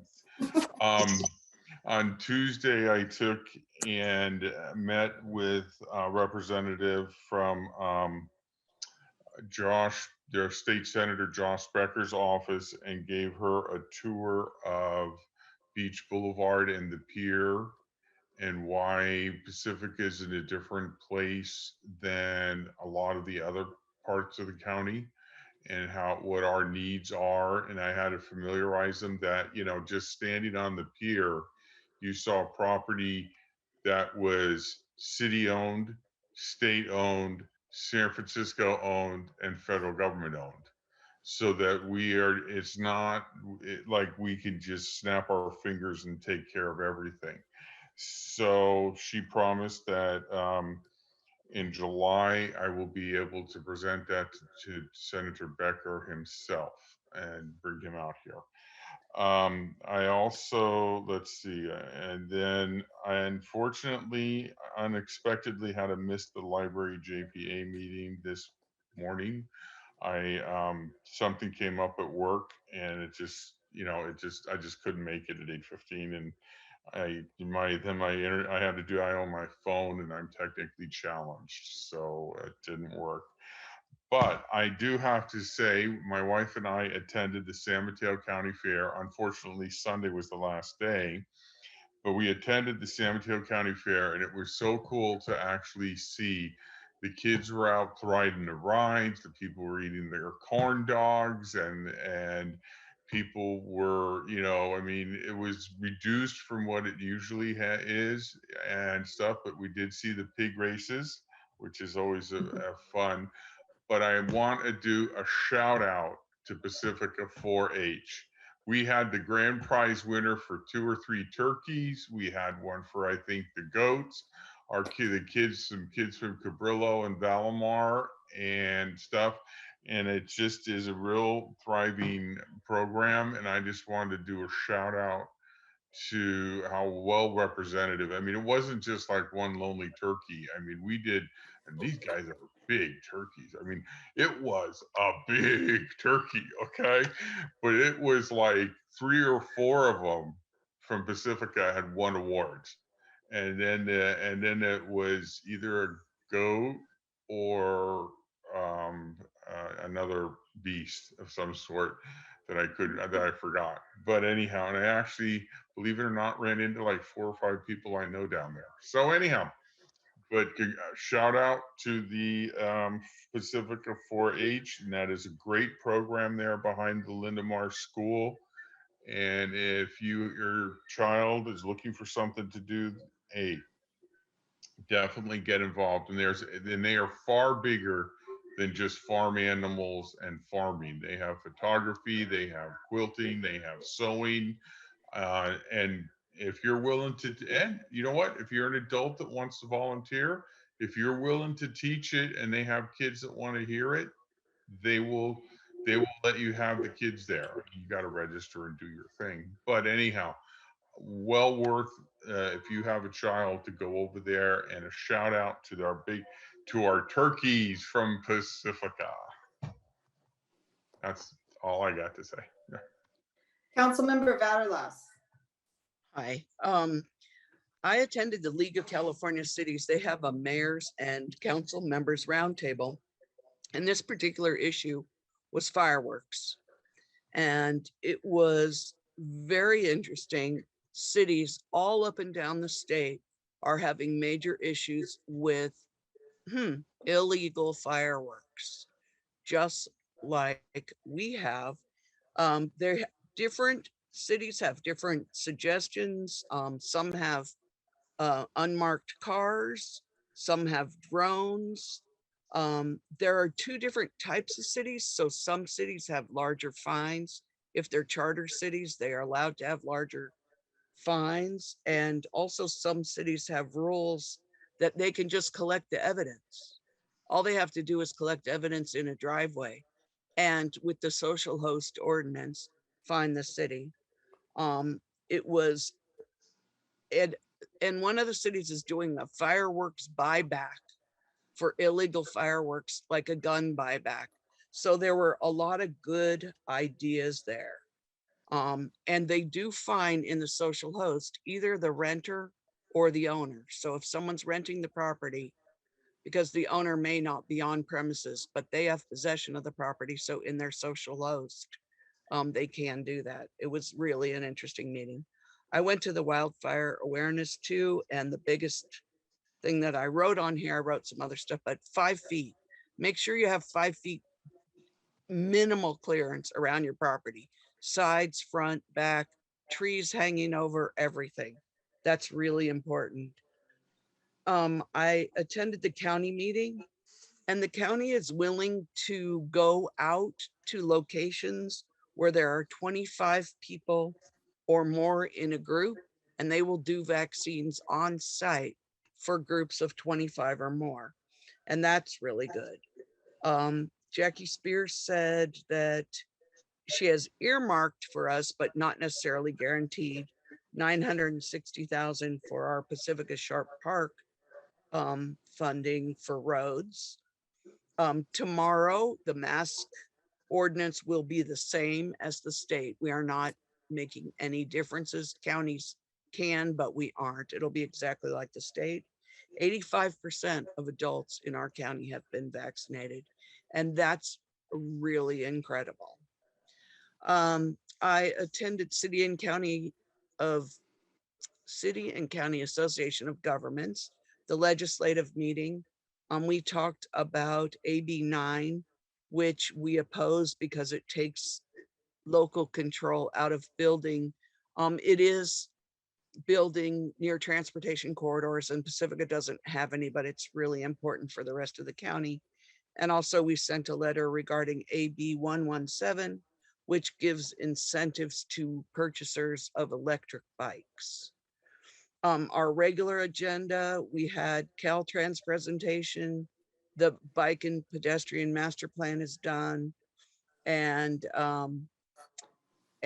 21 Elements. And one of the things that I wanted to say about 21 Elements is that they are doing a planning commissioner training, which I thought was really great, because they say that, just like we talked about earlier in our presentations, that sometimes you're thrown into a meeting and you have absolutely no clue what's going on, but 21 Elements does have that planning commissioner training. And I did miss the flag ceremony because I was in depth in work that day. So thank you, and sorry I missed that. I am done. Mayor Pro Tem.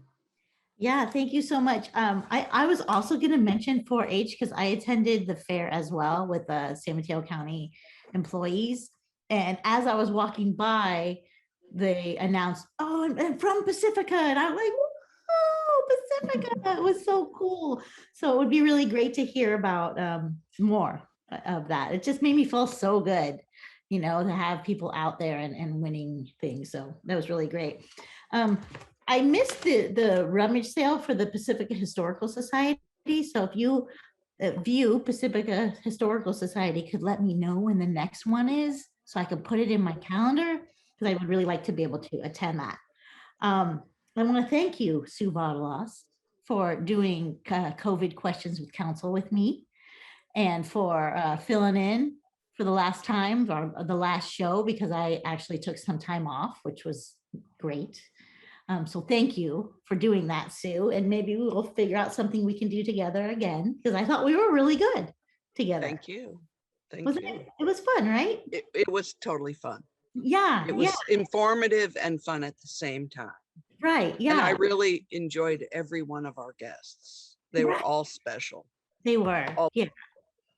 And I want to thank our ad hoc team, Director Perez and Captain Chief Steidel. Sorry, I know you're the chief. Chief Steidel. So thank you so much for helping us do that. We really appreciate it. I also attended the opening for Coast Pride. Wow, it's just a beautiful space and they're going to be doing beautiful work. So I look forward to sharing information with our young people and with our community about all the services they have to offer there. And then that was coupled with our flag raising, which was just, it was just a proud day for our city. Every time I see pictures of it going up on Facebook or Instagram, it just gives me chills. Like people are so happy about it and it's great. I met with someone from Pacificans Care because they're collecting data so they can be more inclusive with their board members and trying to distribute their funding with more equity. So I really appreciated that meeting. And so someone left me a message, but they didn't tell me who they were. And they didn't leave me a phone number, but they were very concerned about a section of sidewalk on Reina Del Mar that has not, there's construction going on. So there hasn't been a sidewalk for a long time. And so they were concerned about tripping and things like that. So I just wanted to let whoever you are know that I spoke with the property owner of the sidewalk. And so they're going to be getting that fixed really soon. So just want you to know that I did contact them. Yeah, because when I receive messages from constituents, it's really important, you know, that I'm able to at least bring some responses back to them and let them know that they are heard. So I think that's all I have this time. Thank you. Thank you.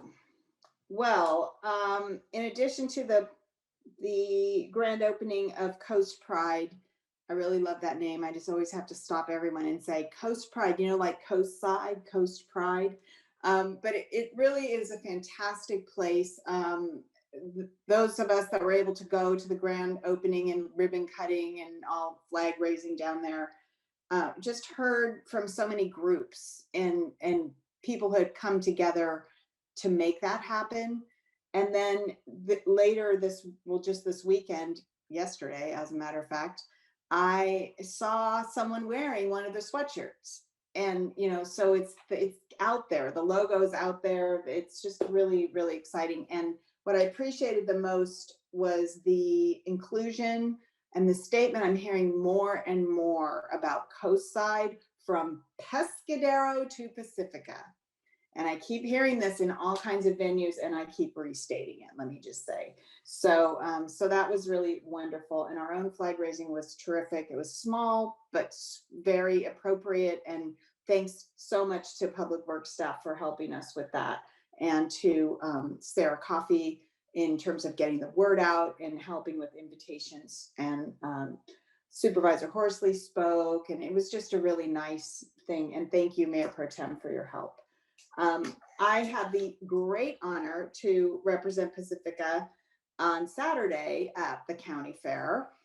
It was the Pacific Islander Community Day, Celebration Day, and I was taking so many notes for next year for Mayor Pro Tem in terms of what happened and how it went. And it was just a beautiful, it started with kind of a worship service in the morning, and it was just beautiful hearing singing from a children's choir from Daly City. And as soon as that was over, we headed right over to the livestock auction, and we only saw a little bit of that, but then continued on to the barn that had the turkeys and the chickens. And I did make some notes, and I'm sure I'm not getting all of it. So I'm hoping that we'll be getting a press release, like an update for the Tribune, so that they'll really post all of our winners and even, everybody who entered. But I do have, Mr. O'Neill, that Caden Harmon won the reserve champion turkey, and Parker Lindo had the grand champion turkey. Both from Pacifica. We had exhibitors in the lamb and market goat areas, and we had winners. Gabriel Harmon won first place for a photography thing, a picture of, I don't know if it's his dog, but a dog, and a wonderful poster presentation of the digestive system of a goat, which was very enlightening and it was very well put together. But it just really, it makes you so proud. And I'm walking along every single picture and every single entry going, Pacifica, Pacifica, Pacifica. So it was just a fun day, and looking forward to next year, definitely. I have had a ton of email from residents who have a myriad of concerns. Mayor Pro Tem is going to be meeting with me coming up at the end of June with some folks in Rockaway. And we're just, trying to work our way through all of the communication that we receive. And I want you to know, we say it all the time, but I'm going to restate, we read it. If you don't hear right back from us immediately, don't feel like we're not paying attention. And if you honestly, this does happen. If the time, you hearing back from us isn't at the pace at which you need it, reach out again. Everyone's busy, and there's a lot of email and a lot to get through. So we're all doing the best that we can. And before I give him the floor, I just have to say 2 huge thank yous to Councilmember O'Neill for the great breakthroughs with the airport noise roundtable. I know that wasn't your favorite job taking on as a council member, but you were absolutely the right person for it. And I'm just so pleased to hear. And yes, we definitely have to get the FAA person here to give us more details and figure out how we can really push. Now that it's okay for them to fly out over the ocean, how do we make it, let's do it a lot, kind of a thing. So we'll take it a step at a time, but yay for that. And the second thing is back to the 4-H. When you were on the school board, Mr. O'Neill, it was you who saved the 4-H farm in Pacifica and had it moved from very kindly, some private property owners were allowing it to be on their property, but then they were going to sell it, or I can't remember, an easement or something happened. And there was, consternation and concern about we aren't going to have a 4-H farm anymore. And it was because of your leadership that we have not only a farm, but a great and thriving farm. So I happen to be office mates in the library during COVID with someone who's a parent who her kids participate, and she keeps me abreast of all that's going on with 4-H. And she talks about that farm all the time and how grateful they are for it. So thank you. Just a public thank you and acknowledgement for that. Well, and now you may have the floor. I see your hand up. Thank you. I appreciate that. I have to admit, that's one of the things I'm very proud of is that Pacifica 4-H will be there. And which really, I think is cool is San Francisco and Daly City, I have heard, have both closed, and those kids are now coming down to Pacifica. So I just think that that's really cool that we have like one of the most thriving programs on the peninsula. At least that's what I've been told. I haven't verified it. But going to a more serious note, I wanted to get a sense of the council if we wanted to give direction to the city manager about an emergency ordinance for illegal fireworks. I just became aware that Menlo Park passed an emergency ordinance, so it would be effective this July 4th, for jail time for those that have illegal fireworks. And I was just wondering if there's a sense of the council that we have the city manager and the city attorney come back the next council meeting with either why we cannot do that and an explanation to the council and the public, or a draft order, an ordinance for us to vote on an emergency basis for that. I mean, it will take 4 council votes because it is an emergency ordinance, but I wanted to throw that out kind of for discussion if we wanted to give direction to the city manager for that. And maybe if Sue Vaterlaus can share some of her notes there, maybe we can contact the League of Cities and get some assistance there to toughen up our ordinance in regards to illegal fireworks. So I And the yield the buyback floor for program. discussion. Yeah. So you're proposing it would be an additional sanction, I guess is the right word, because we have the fine at the maximum that we can have because we are not a charter city of $1,000. Correct. Correct. Right. And so this would be, or so like we see in so many kinds of ordinances, or punishable by jail time. Is that what you're proposing? Yes, that we, in addition to the $1,000 fine, and I do not know how Menlo Parks is structured, whether it's repeat offenders, whether it's first time offenders or whatever, but I would like to see if council feels this is something that we should ask the city manager and the city attorney to come back with at the next council meeting. And if we can't, why can Menlo Park do it and we can't? Right. Did you want to comment on that, city manager? Sure, thank you, Kevin Woodhouse, city manager. I believe before the council decides on directing that, it may be helpful to have Chief Steidel speak a bit too, and he's available, I believe, about the details of our current ordinance, and that might help with understanding the context for this issue. And I also want to remind myself as much as anyone else about not deliberating on this issue because it's not on the agenda tonight. We're simply discussing, do we want to put it on the agenda for the next meeting? Chief Steidel, please go ahead. Certainly. I've had quite a few questions about this topic recently. Actually, not just the Menlo Park ordinance, but the San Mateo County ordinance. And the Reader's Digest version is we already have these ordinances in place. We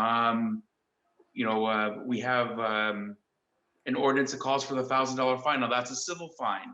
And the reason we went to that is we could go misdemeanor where somebody has to, or someone could be charged criminally under state law for the same violation. But we know from past experience that nobody is going to do jail time for small amounts of fireworks. What would happen more often than not is these would get pled down to infractions with a fine. In the years that I've worked here, I have actually never seen anybody sentenced. It's like Chief Steidel. Did we just lose him? Yeah, we just lost him. Uh-oh. I guess he blew up. The Zoom blew up, yes. Probably come back in. I don't know, Chief Steidel, if you can hear us. and or want to sign out and come back in. I'll pick up it temporarily is that, well, there he is. All right, there you go, Chief. Sorry about that. I think my connection hicked up. So what I was saying is we have a criminal component in place already via state law that we can charge somebody for a misdemeanor. And prior to going to our civil fines in 2008, that's the way we did it. We would criminally cite everybody and charge them with a misdemeanor. And they would suffer misdemeanor penalties, which could be a fine. Uh-oh. No, we can't get it through. So I think where the chief was headed is that we have that capability. We've done that in the past, and it never pans out to jail time, and the sentences get reduced to infractions. And there's a significant component of staff time, because in those cases the police officers have to be involved in those cases.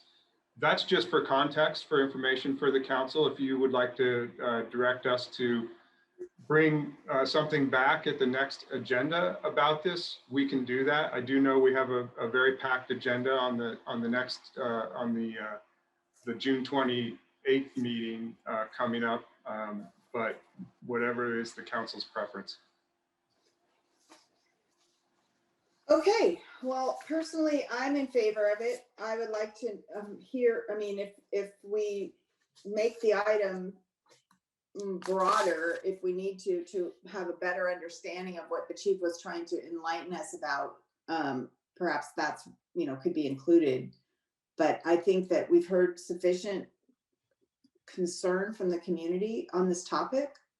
And I think if for no other reason than to help the community understand what it is we do, what we're allowed to do, how it works, and what the responsibilities of citizens are, and how they can participate in that.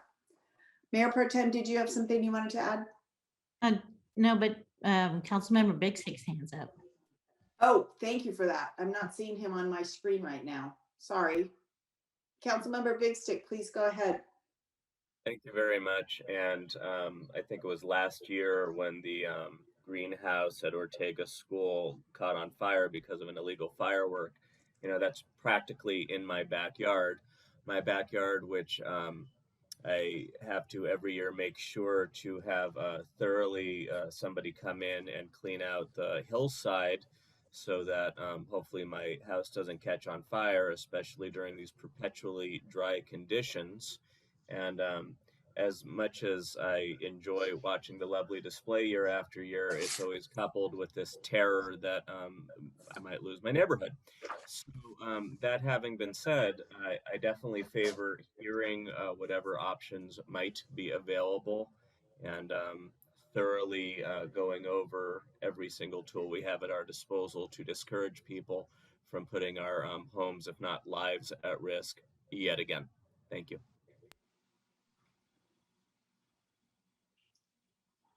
Okay.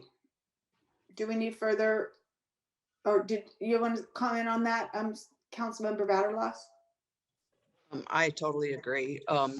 Even if we already have the ordinance in place, if we could just have it on our agenda so we could explain to the public that we do have the ability to do that. I think that's important. I really hate the illegal fireworks. So. And is it possible, Sue, for you to share the information you got from the League of Cities with staff so they can maybe look into that as further options? And I want to emphasize is I would like to see this as an emergency ordinance so we can try to make it effective July 4th this year. I just became aware of the Menlo Park thing this week, so. I'm open to the conversation without saying anything else. So, yeah. Okay, great. All right, then we have still to hear from staff communications, unless there's anything further from council. And then we would move into our public hearings. But before we do that, I would want to take a break. Yes, but let's hear from the city manager first. Please go ahead, city manager. Thank you, Kevin Woodhouse, city manager. A few updates. It was mentioned about the wildfire preparedness session workshop that was held last week. And I do know that the Zoom link for the recording is available. If it's not already posted on the police department website, as well as North County Fire Authority website, we'll get that link posted up there. It may already be up there. I just don't know the exact page that it will be available on. And we can make it more prominent on just the city banner front page as well on the website, so people can watch that informative session. On the state legislative front, a few updates I wanted to mention. Last Wednesday night, council authorized to send a resolution regarding encouraging the governor to extend the residential eviction moratorium.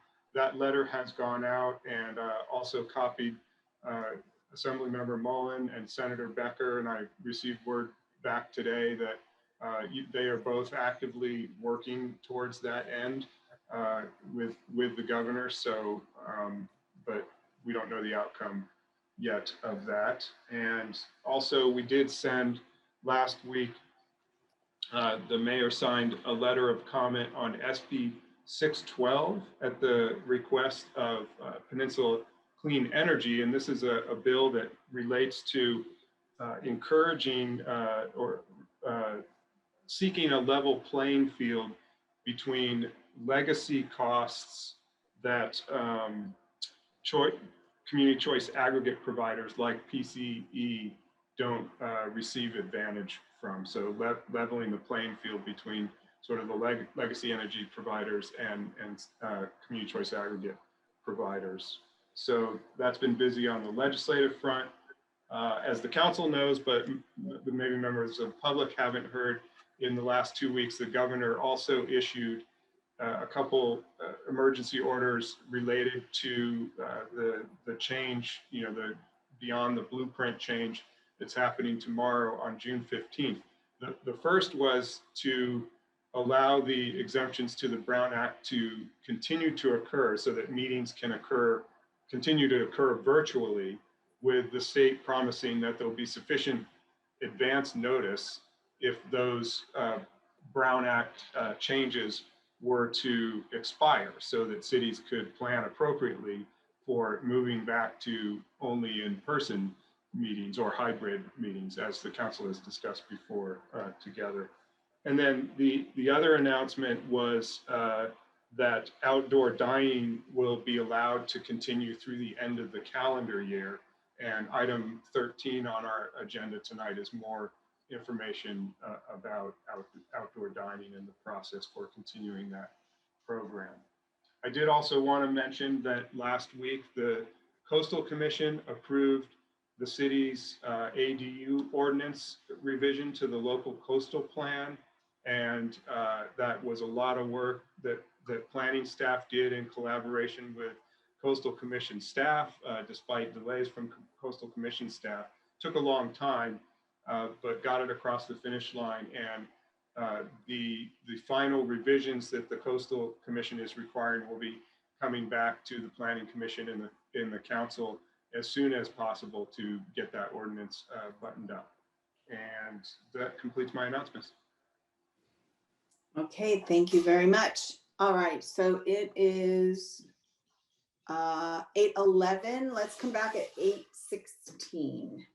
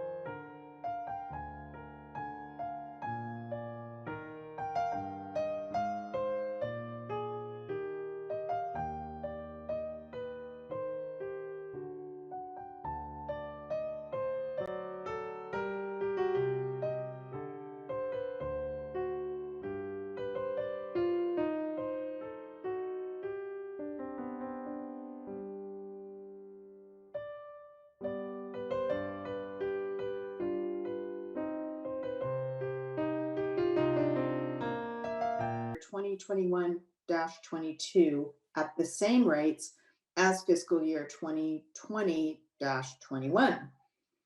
Conduct the public hearing, rule on oral and written protests, if any. Third is adopt the resolution confirming the annual report of the Pacifica Hotel Business Improvement District Advisory Board and continuing the assessments levied, as I just said, without change.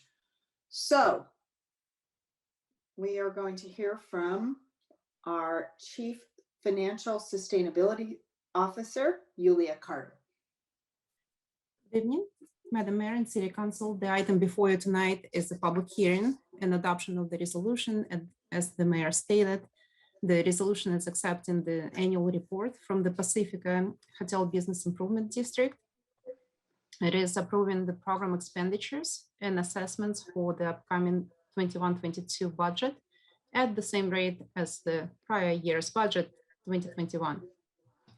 Included in your agenda packets, there is a BID annual report that was filed with the city on May 19th, as it is required by the California Streets and Highway Code.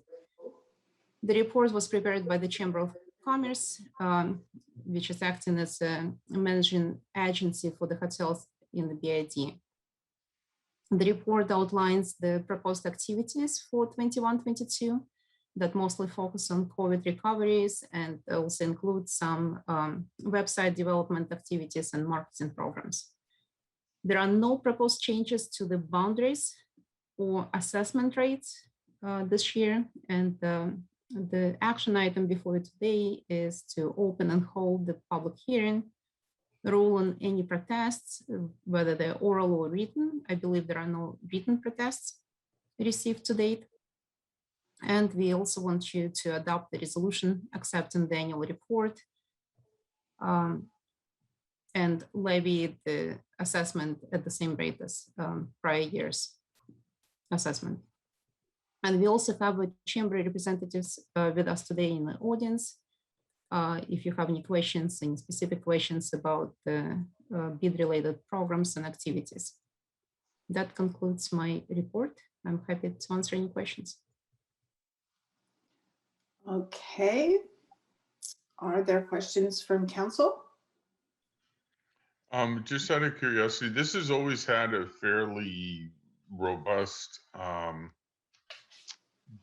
ending balance, but given the challenges of last year and everything, the balance is getting low. And I was just wondering, is there any sort of liability to the city or in regards to if they run a deficit? I was also curious as to, I guess they're on a cash basis. They're not going to make commitments for advertising, et cetera, without the cash in the bank. I know that's the manager. I know it's the Chamber of Commerce that manages it, not the city. But these are just concerns I have because it's hard to run a campaign not knowing if you can make the commitment of an ad in the, Sacramento Bee every week, or you know what I mean, type of thing. So just those kind of good concerns. question.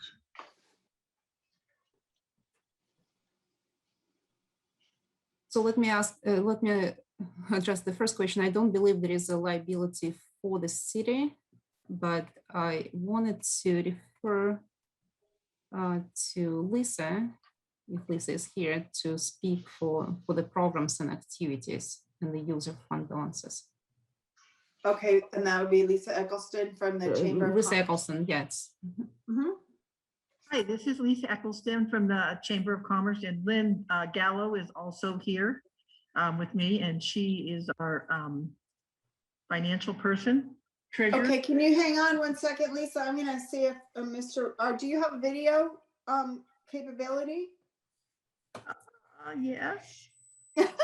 Can you see us? We're sitting. There you are. Right We're sitting in front of a window, so we're You not. are. You're perfectly backlit. I can see the outline of both of your heads very well. Go ahead, please. Mike, regarding the cash, we do it on a cash basis. We do not commit to anything that we don't have the money for. So an example, if we are going to do a campaign with like certified, where we're going to a region, maybe Sacramento, whatever, we don't commit to any of the contracts unless we have the cash available. And that's how we've operated. And if we don't have the money, we don't do it. This year with COVID, interestingly enough, is the hotels did better than expected because they accepted vouchers, both from the state, local, and different programs. So they continued to pay the $1 a night because they were able to bill full rate for the service that they provided. So they were able, the city, sent the checks out, and they were able to have a fair number of nights.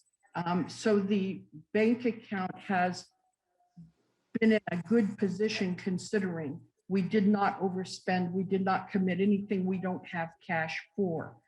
The Holiday Inn did not complete. We expected it to be completed last December, and it'll almost double its space. They are getting closer, the main building, the old building renovation right now. But we are certainly getting a lot of calls from the public, especially the hotter areas of California, asking about, are we open? What are we providing? Can they go to the beaches? So there's a lot of interest in coming to Pacifica. Okay, I just wanted to I thought that was the way it is, you know what I mean, just because I've been on council long enough, but I just wanted to be sure the public knew that also. Thank you, Lisa and Lynn. The main achievement is the Visit Pacifica website, if you haven't looked at it. That was presented to you at the last presentation. It was completed. There's a few things we want to upgrade, but they're minor. So if you get a chance, new photos, new focus on that website to bring people to Pacifica. It is an absolutely gorgeous website. I'm so delighted every time I look at it, and I appreciate the effort that has gone into really promoting businesses across Pacifica, not just necessarily chamber member businesses, because it really has helped, I think, to, work toward that economic lift that all of our businesses are going to be needing. So thank you for that. And I would just ask one other request personally, in light of your mention of folks who may not have been to Pacifica before. I know we had created some postcards, and the city manager's office can direct you if you don't have any more. But when we had unfortunate and tragic incidents of people being swept away in surf and people losing their lives, in that regard, to please make sure that our visitors to our coast are made aware of how hazardous our surf can be. Those of us who live here all the time are more familiar with that, but it's really important to protect our visitors and by enlightening them. So it's posted in our lobby. We present it right in the center, and we post it in a variety of different places, including on the chamber website too. So I think there were some cards that were given to the hotels that they were putting in the rooms, or some kind of flyers or something like that. Exactly. So I'm not really sure. Right. So great. I know we have to take public comment because this is a public hearing. So unless there's anything further from council, we'll go ahead with that. Sue Bottalas has her hand up. Yes. I can wait till I'll wait till after public comment. Okay, great. And so Mr. Montemayor, let's check and see if we have anyone, and we'll open the public hearing.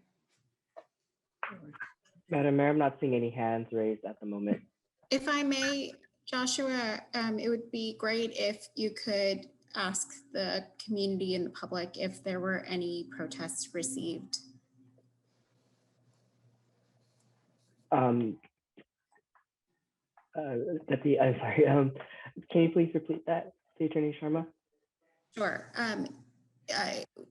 What we need to do is to put a call out to see if there were any protests that were received for this item.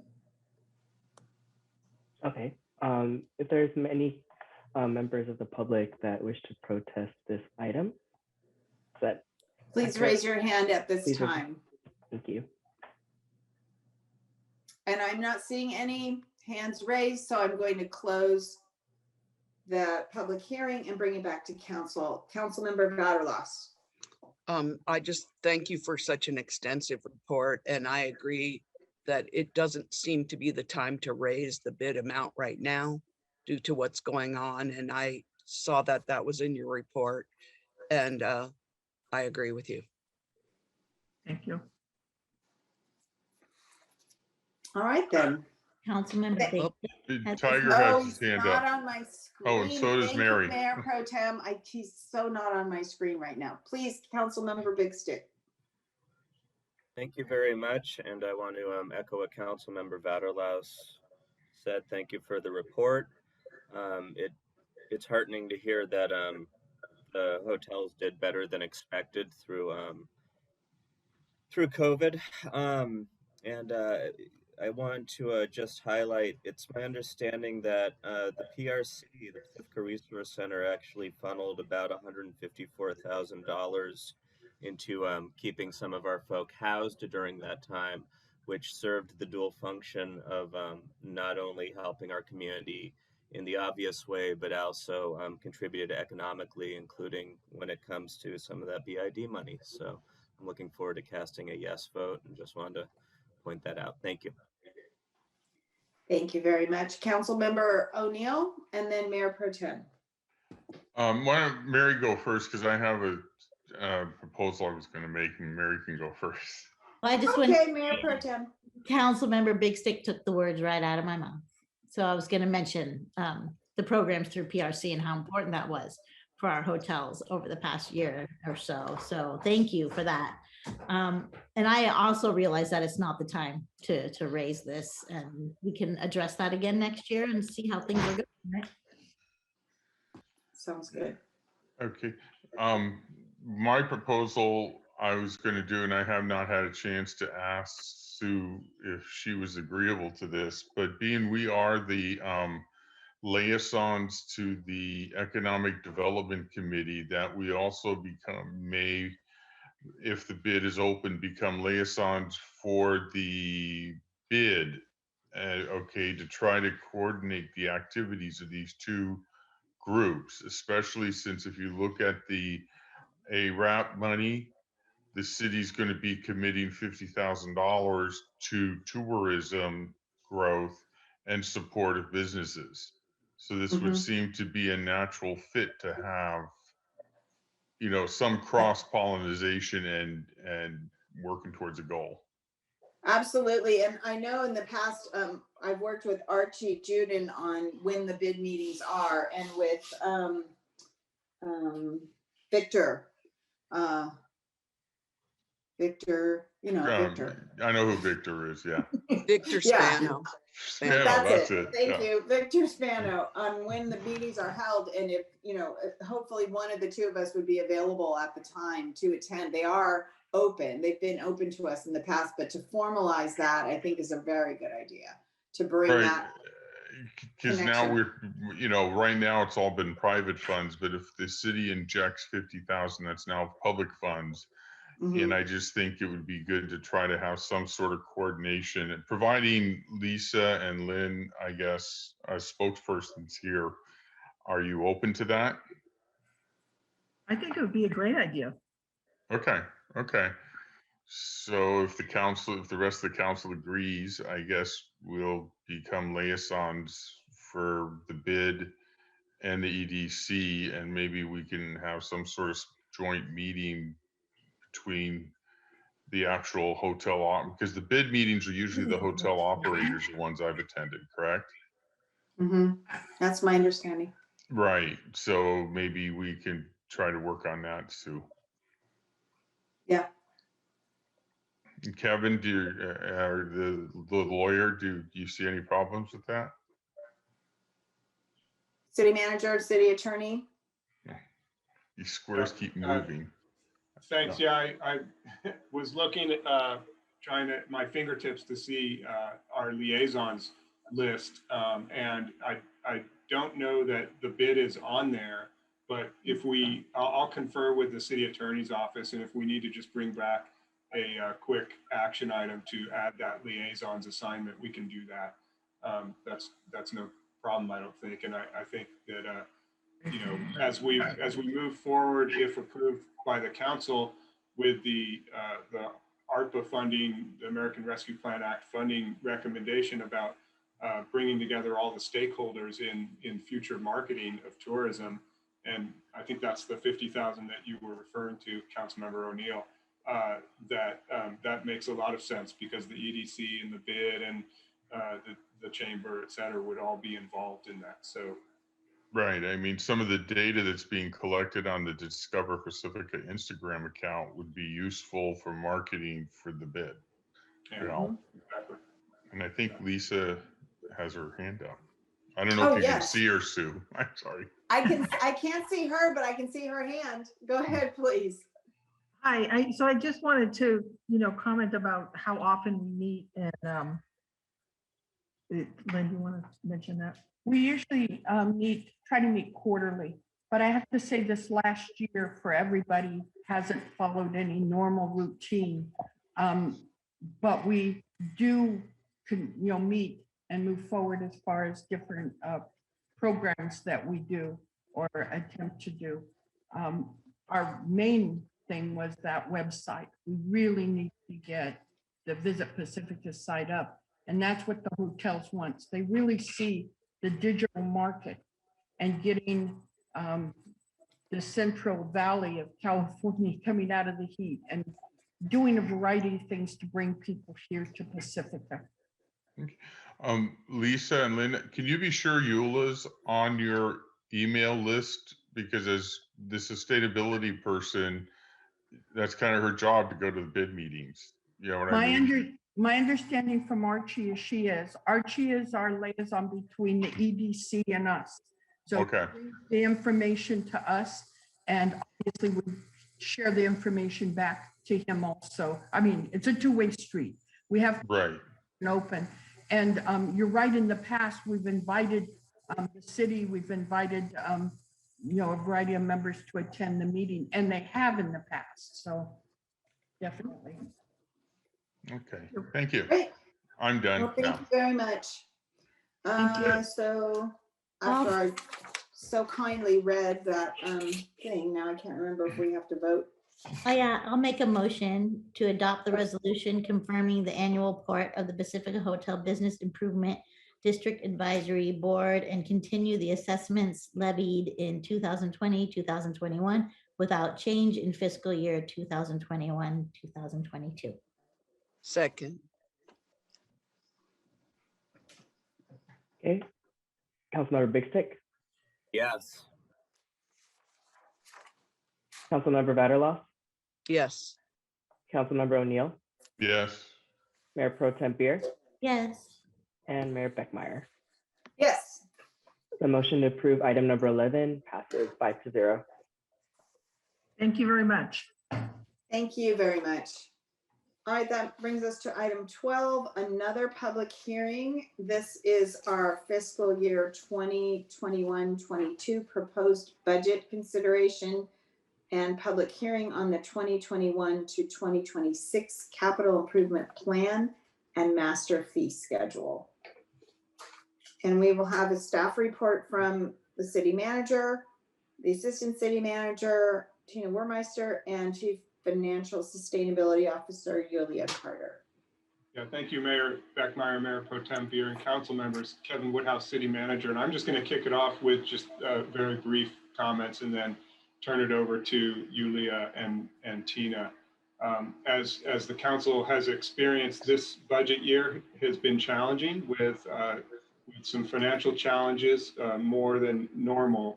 And the budget process has been really iterative this year as it's evolved, including figuring out the American Rescue Plan Act funding guidelines, how that money can or cannot be used. And so the process has been more complicated this year, as well as in addition to the financial challenges. But what I'm really proud about is that we are able to bring forth this proposed budget tonight and these hearings that really have some great substance in there. Programs that are being funded, projects that are being funded, very important projects, and then you'll hear a little bit about the context related to labor negotiations, and this proposed budget may need to be revised before the adoption hearing at the end of the month or revised into next year. But there's some great substance to this budget at a challenging time, and I think really speaks promisingly to a lot of progress that we're looking forward to in the future. So with that, I will turn it over to Tina and Yulia. Thank you. Next slide, please. So tonight we are bringing forward the 21-22 proposed budget. We incorporated all the council's direction we received up to date in the previous meetings, and today we will discuss the city manager's proposed budget recommendations as they relate to new and ongoing programs that are not funded by ARPA. Then we'll separately discuss ARPA qualified uses for 21-22. And tonight we also bring in the final CIP document for your review. Again, this is based on the feedback we already received from you from the last meeting, but you can see the CIP document in your packets. And we will talk about the fund balance structure for the proposed 21-22. As far as direction concerned, tonight we are seeking your direction for to provide any feedback on any budget options that are included in the budget. And we also want you to provide any additional options for consider for inclusion in the budget if you choose to do so. And finally, we will talk about the next steps, which pretty much includes bringing the final proposed budget for your adoption at the next meeting. And before we dive into details, I want to mention that we had to amend the staff report in attachment 1 due to an Excel formula error, unfortunately, earlier today. We reissued in the revised report earlier this afternoon, so this report is available online right now. And this presentation reflects the correction that we had to make. And I just want to mention also that the change that we made did not result in any factual language changes of the staff report, or did not result in any approach that we are taking towards this budget strategies presented for the upcoming budget. Next slide. You may remember the slide from the previous presentation. There is no need to spend any time on this item right now. So we already discussed this and we already provided us with direction on all of these items, but we're including this here just to keep all recommended options in one place for easy reference, what is included in the budget. Next slide. In addition to items listed on the previous slide, we also made some additions to the budget under new or ongoing additional items category. Again, these are items not related to ARPA funding. So first of all, we made some adjustments to the revenue structure. We increased parks, beaches, and recreation revenues by adding additional 40,000 to the day camp revenues and 5,000 in rental revenues.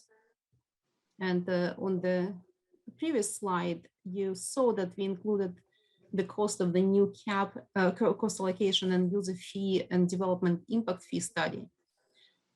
Since the last meeting, we looked at the preliminary schedule for this project and made some projections about 45,000 in additional program revenues related to changes in the master fee schedule, assuming that the new schedule will be in effect by last quarter of the new fiscal year, as of April 1, 2022. So this additional revenues will offset the cost of the study, or partially offset the cost of the study. Moving on to expenditure side, the budget includes 2 reclasses. First one is reclassification of the vacant accounting technician position in the to the financial analyst position to assist with ongoing increased workload and upcoming major projects in finance. And this position will also be responsible for ongoing risk management programs, including general liability and workers' compensation claims and best practices, risk management assessments. So, as well as providing budget support to all city departments. So the cost of the upgrade is about 38,000. It will be split between 2 risk management funds, general liability and workers' compensation. In the upcoming 21-22, we split it equally 50-50%. But once the new cost allocation plan is in place, we will review and revisit it for the next following year. The second reclass is in planning department. And the reclass, so we're proposing to reclass associate planner position to senior planner job classification. Again, to assist with increasingly complex projects and assignments in planning department. And the cost of this increase is about 6,300 to general fund. The budget also continues funding the management analyst position that was originally added a few years ago as a limited term position to support planning department and city manager's office, but this position is included in the base budget and will definitely help with the COVID recovery efforts for the upcoming year. Next slide. Well, here I would like to turn it to our assistant city manager, and then I will resume back to talk about the fund balances. Good evening, Council. My name is Tina Wehrmeister, Assistant City Manager and Planning Director, and I'll be presenting the next few slides. As City Manager Woodhouse mentioned in his opening statements, we are in current negotiations with all of the labor groups, and we do continue to negotiate in good faith under the Myers-Milius-Brown Act. The budget currently does not include assumptions regarding the outcome of negotiations, but as City Manager Woodhouse mentioned, the final budget will reflect adjustments, or the budget will be revised upon conclusion of those negotiations. Next slide. Here is an informational slide on the CIP. Next slide. The council, as Ms. Carter mentioned, the City Council did review and provide direction on both the 5-year CIP and next year's CIP program, capital improvement program, which is incorporated into the budget this evening and has not changed since the council saw the capital improvement presentation on June 1st. Next slide. So getting to the American Rescue Plan Act, we wanted to report out that last week the state released funding allocations for cities under 50,000 population. And we found out that Pacifica is eligible to receive $9.22 million under the American Rescue Plan Act. And this is up from the initial estimate from earlier from the National League of Cities. They had estimated an allocation of 7.2 million. So we're getting quite a bit more than we anticipated. The allowable use of funds remain unchanged, and those include supporting COVID-19 mitigation efforts, addressing the negative economic impacts caused by the pandemic, replacing lost public sector revenue, providing premium pay to essential workers, and investing in water, sewer, and broadband infrastructure. Just a reminder that the funding is released in 2 tranches. And so in our case, the first tranche will be 4.6 million. And these are 12 months apart. and the funds must be spent or encumbered by December 2024. Next slide. The funding options for Pacifica, of course, are in keeping with the allowable use of funds. One key priority is to replace lost revenue, which allows the city to balance the budget and continue to provide critical services to the community. Next slide. Here is a list of programs and expenditures proposed for the American Rescue Plan Act funding. The council has seen this table several times now, and this is also the same table that is included in the staff report.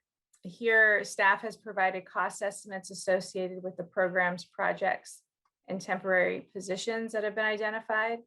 You'll see that the first tranche of funding is not fully programmed, as staff is recommending that the city retain funding flexibility to address future year revenue losses should those occur. Next slide. I'll turn it back over to Ms. Carter. Okay.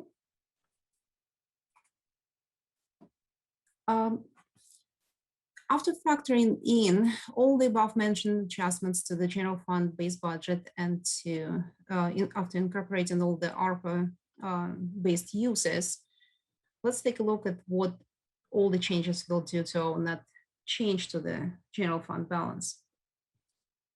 So as you can see from this table before you, the operating revenues are projected at 40.9 million. You can see that this number includes the portion of general fund allocation of ARPA funds.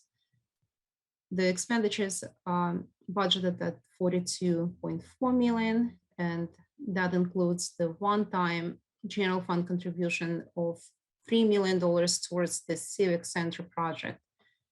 And altogether, this results in a net change to the general fund balance of negative, well, nearly 1.6 million. So what it means, we are pulling money from the fund balance in the upcoming year. But again, this is mostly resulted from one-time contribution towards the Civic Center project. Structurally, we are still balanced.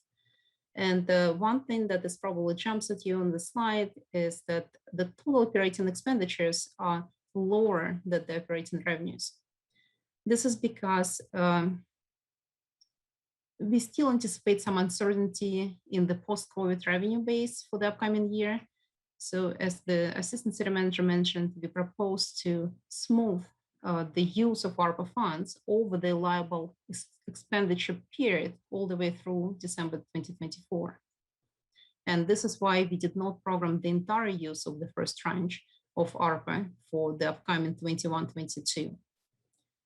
We do believe that that would be the prudent choice to do, not knowing yet how the economy is going to bounce back and what it will do to the city's ongoing revenue structure for the upcoming years, or specifically for year 22-23 and beyond. Well, having said that, we have already set up the internal tracking tool in the financial system to track ARPA funds once they're received, and any additional ARPA related budget allocations will be presented to City Council for approval.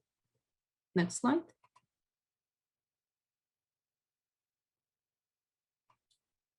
The general fund balances. Eula? Yes. Can you go back one slide? Of course. I notice in the note back there includes only general fund portion of ARPA funds. Additional 380,000 is added to the CIP program to fund improvements to the ventilation system. Is that the ventilation system at the Civic Center remodel?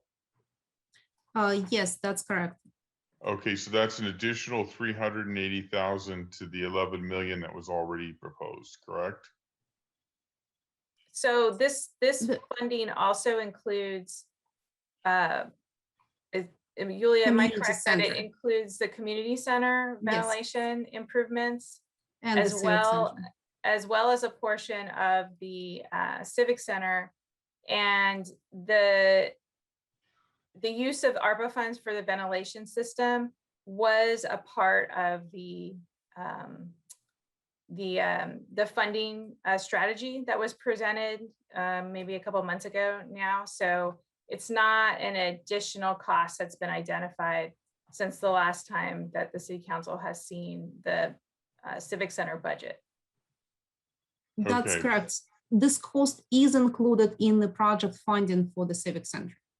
It's just the allocation or use of funds is applied no, to it's ARPA included. funds. You said it was included in the funding of the civic center. Yes, but you in your note you say this is an additional 380,000. So this is in essence almost a change order, correct? No. That was meant additional 380 to the 4.2 million listed here on the slide. To the full tranche, because we are anticipating to receive 4.6 million. Okay, but the 4.2 million is revenue, correct? Correct. And you So in order- here includes only general fund. Okay, now I'm understanding what you're saying. Right. Okay. And the additional 380,000 will be listed as revenue to the capital project fund to fund those improvements. Yeah, there is no to change fund order to civic- the project. community center and the city hall. And the portion of the civic center, yeah, and community center. Okay.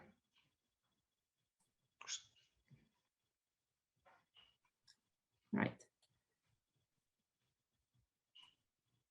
So the general fund balances for 21-22 proposed budget are detailed in this table on the slide.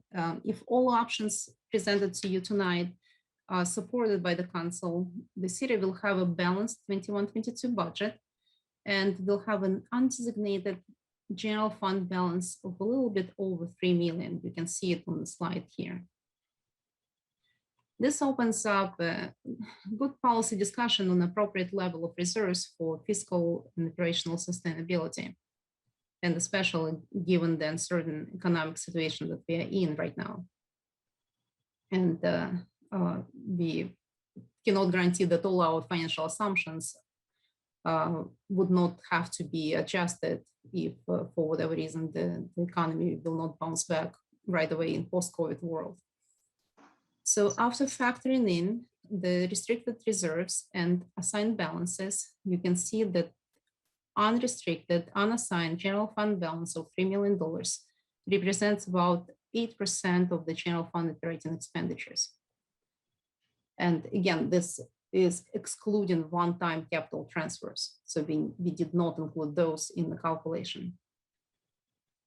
And overall, this is a little bit lower than recommendation of Government Finance Officer Association, the GFOA, that recommends that all government entities have no less than 2 months of regular general fund operated expenditures, which would be approximately 6.6 million for the city of Pacifica for the upcoming year.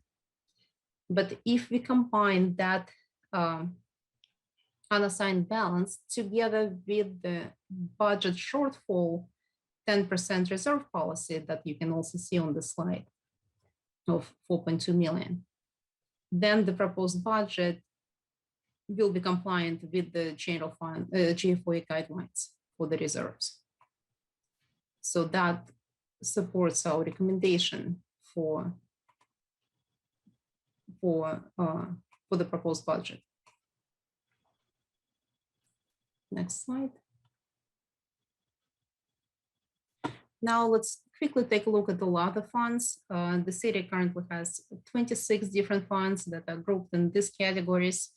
All of individual funds presented in attachment 2 to the staff reports. We discussed the budget assumptions for all these funds in the last budget report. And I just want to point out 2 changes that we've made since the last meeting. We added additional projections of 20,000 parking pass revenues in anticipation of the state reopening. And the second adjustment that we already briefly discussed, we included 380,000 of ARPA revenues to the general capital fund and included corresponding allocation of these funds for the ventilation system improvements for the civic center and community center, which is compliant with ARPA qualifying uses. And again, as I mentioned, all individual funds presented and fund balances for those funds are presented in attachment 2.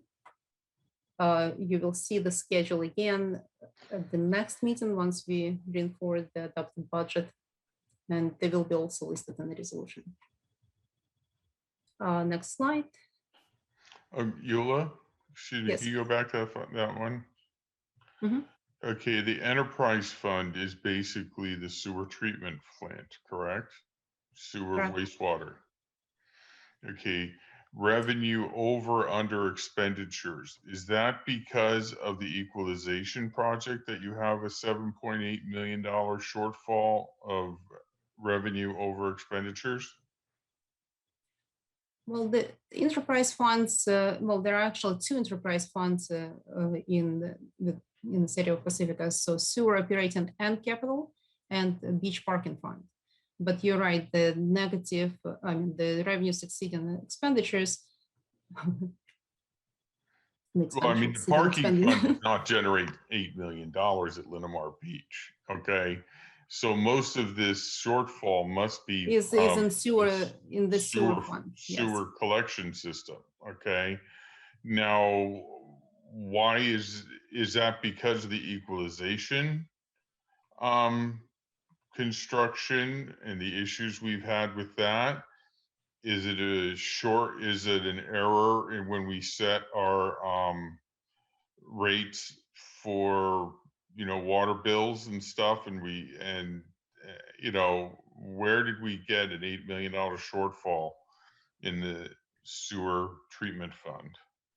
I would have to look closely and will be happy to provide an answer, but I don't believe it's due to the error. I believe it's mostly due to the capital improvement projects that are being scheduled for the upcoming year. And maybe Public Works staff can help me out on this, but I don't believe that we are projecting in shortfall. It's just a schedule of the CIP.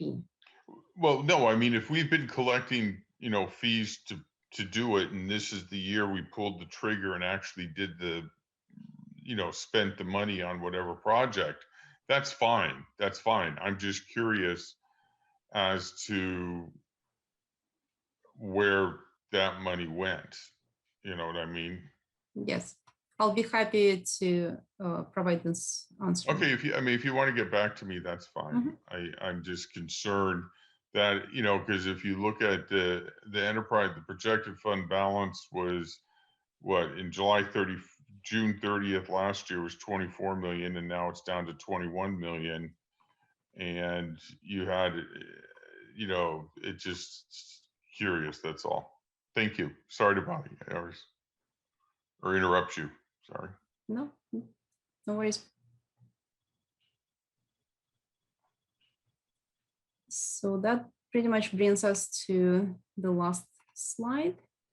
As you can see, we are near the finish line in our budget development process.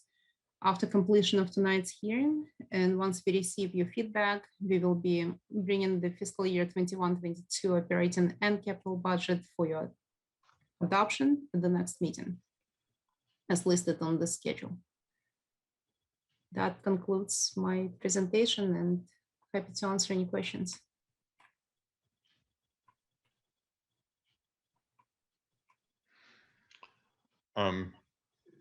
Kind of have a request is, as we start the civic center remodeling, when I was on the school board, we remodeled six schools, I think it was, or 7 schools, and you got confused. Eventually kind of got confusing, as with that many projects going, and because we had multiple projects going at once. But maybe on monthly basis or semi-monthly basis, Can council be given an Excel spreadsheet to show what the expenditures are per budget? Okay, because when you run into change orders and stuff like that, you need to know when, you know what I mean? So that we can have a running total for transparency and the public record. I don't know if I'm making myself clear. Yes. Yeah. Yes. Yeah. And Councilmember O'Neill, are you mainly looking at the construction phase or during the design phase as well? Well, it's well the $11 million that was voted on 10 covered million. design and construction, correct? Correct. So I would like to see it, you know, for the, you know, start at the top, $11 million, and this much was spent doing this much was spent doing that, and then we had to do this, you know, like this additional 380,000. Okay, now you've thrown. I have no problem with ventilation system in the community center. That's an ongoing building. There's seniors there that need the extra ventilation.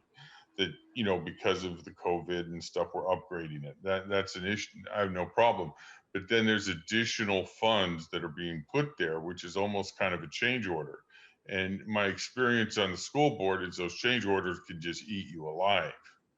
Okay. Yeah. And I just would like to see some sort of running total. And it doesn't have to be at every meeting, but just a running total Excel spreadsheet of some sort that says, we allocated $12 million and this is much is went for this much went for this, with the ending balance. So the council has an idea of how much is being spent there, and are we heading down a path we do not want to go, because there is not a lot of wiggle room in our budget to go cost overruns or a lot of change orders. Yeah. Because there was change orders we got that we had to weigh. Are we going, when I was on the school board, do we approve this change order or not because we couldn't afford it? I mean, the first school the minimum bid to remodel the first school came $2 million over the estimate. And my very first vote on the school board was no, because I didn't want to go $2 million over budget on the first school and tell the last school, yeah, I hear you'll get a new lawn. You know what I mean? So. Yeah, we'll absolutely provide ongoing budget updates regarding the Civic Center project. And just to clarify, as Ms. Carter said earlier, the cost related to the HVAC system in the new Civic Center is part of the $10 million budget for the Civic Center.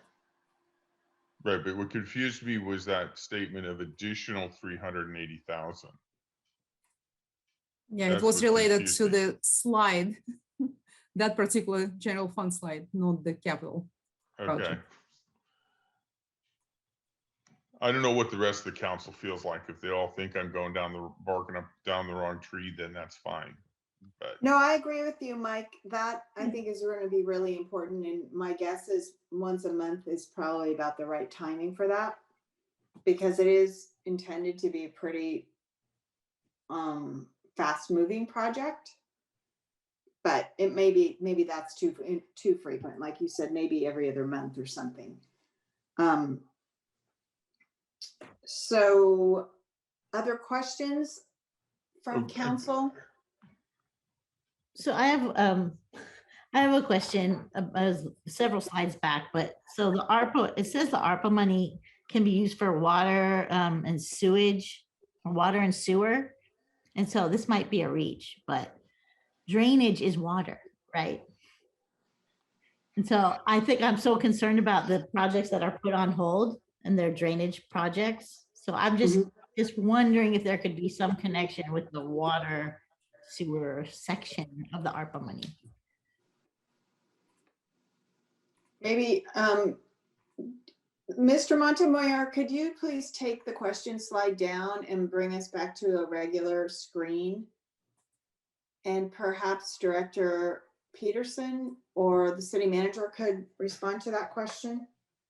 Sure, I'm yeah. concerned about Rockaway and Monterey.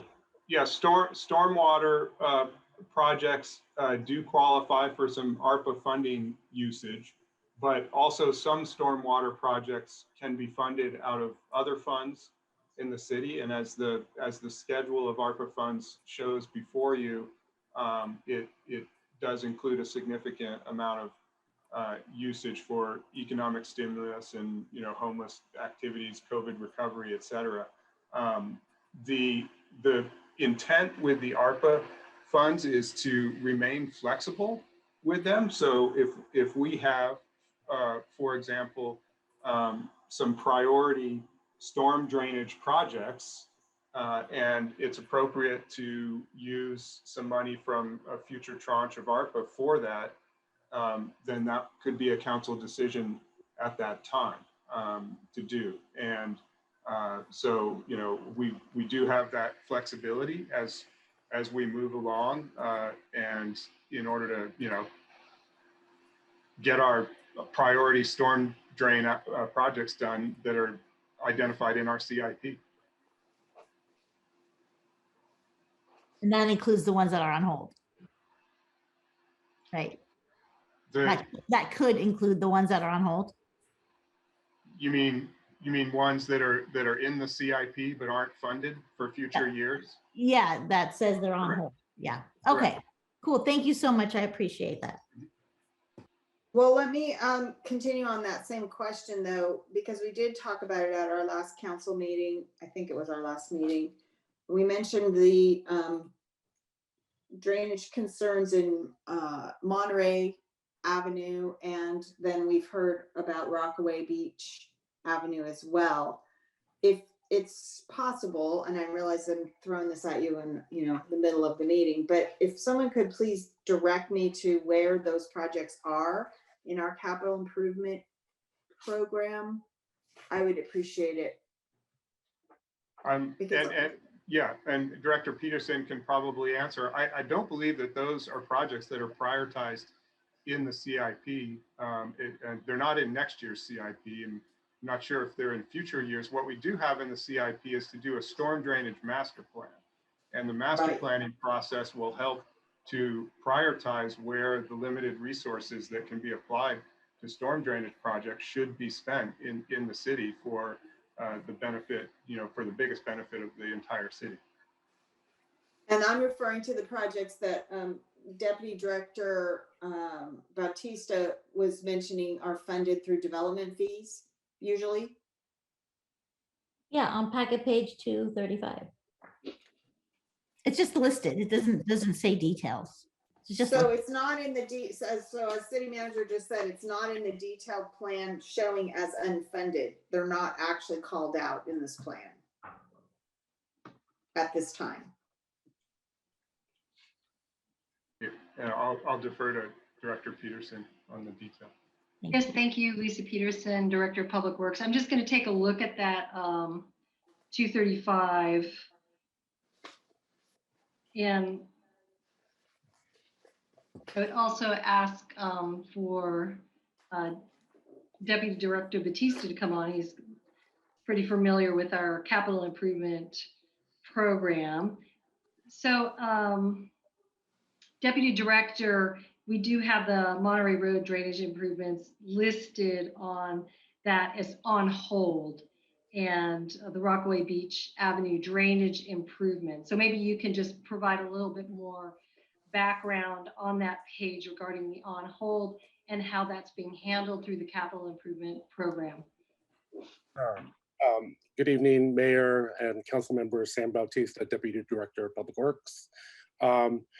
Those projects are actually listed on packet page 268 and 269. And once again, Monterey Road drainage improvements include, as we get the stormwater master plan started and updated, really we'll be looking at the Monterey Road drainage area, just because of the developments that have happened in the area. And, and as we heard from residents there is a lot of water that runs down that area, which ends up at the Big Inch. So that is something that we will be looking into as part of the storm drain master plan, and see what kind of improvements will be identified during that time. And also the Rockaway Beach Avenue drainage improvement is listed on packet page 269.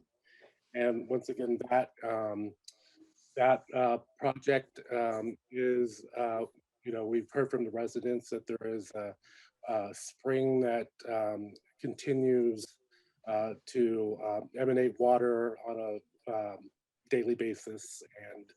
And so as part of that project is to analyze what kind of improvements, such as, whether it's a ditch or an underground pipe to put in the ground, but also, we also have to look at the pavement conditions on that street and try to address it. But as you know, both of those projects don't have enough funding, and as I said earlier, it's each project is in a different basin, so we don't have enough money in each basin. So once we do get enough money, then we can start start the improve analysis and design and build an improvement. If I remember correctly from an update from the city manager, the Rockaway Beach one, the majority of the problem is on private property where we cannot fix that. But there was some sort of road project or something that was going to be happening, if I remember correctly, this year that we could maybe mitigate a certain extent of the portion that's on private property. Am I correct in that? So there was an update Kevin sent out to us. Sure. So if I could jump in maybe here, again, Lisa Peterson, Director of Public Works. So currently, Councilmember O'Neill, that's correct. There is a very large sewer collection project that is going to be happening on Rockaway Beach Road. And we do have Deputy Director Sun here as well to answer maybe some questions about that. But right now that project is not completely scoped. We do anticipate it being a large project with replacement of laterals, a lot of cuts in the street. It's going to be impacting the pavement. Now, ultimately, there could be something within that project that also allows us to look at the drainage. We'll need to look at what the scope of that project ends up being, and we'll need to probably work with our city attorney's office to make a determination on what type of contribution that project would be responsible for regarding drainage. Certainly it is going to be responsible for pavement. There's probably going to be some impact to drainage. We just don't know what that is right now, but you are correct. We are looking at that project to see if there would be some sort of contribution based on impacts to drainage. And is there a timeline? I seem to remember sometime this year. Was there a timeline for that?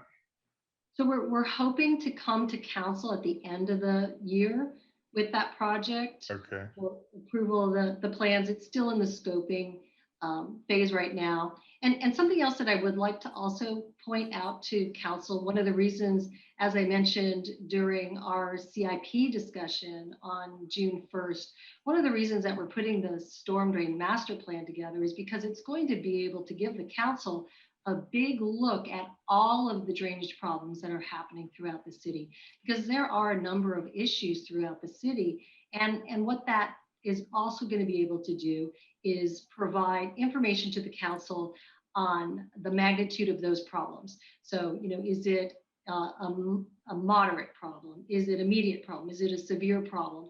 And that's one of the things that the consultant will be doing, is actually looking at those impacts, looking at the flows, looking at the what type of flooding or major hazard those types of projects or those types of issues would have if that CIP project was not completed. And so it will give the council a big perspective of all of the drainage issues within the town, so you can look at them all together and kind of make those determinations as you move forward on what you want to fund. So just wanted to highlight that. Is there a timeline as to when you expect to have the master plan finished? So and that was, I will defer that to our city engineer Batista. My understanding is that currently we're in the RP process. Is that correct? Right.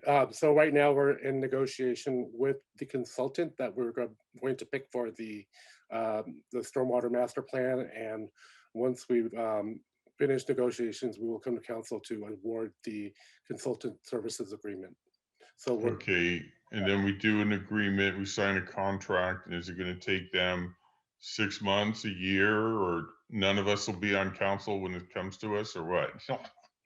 No, it probably it's probably going to take about 18 months to do analysis and do the write-up.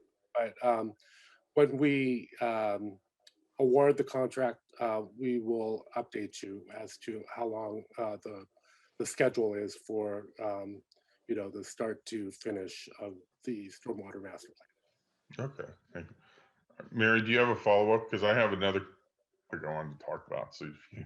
Oh, yeah, I just wanted to say thank you to Director Peterson. And Sam, I know you explained this all to me last time too, so I appreciate you doing it again. But because I've made that connection with the ARPA funds, I wanted to make sure that that got in the record, that there is a connection there and that we can possibly revisit it. So I appreciate your explanation again. Thanks. Thank you, Councilmember. Okay.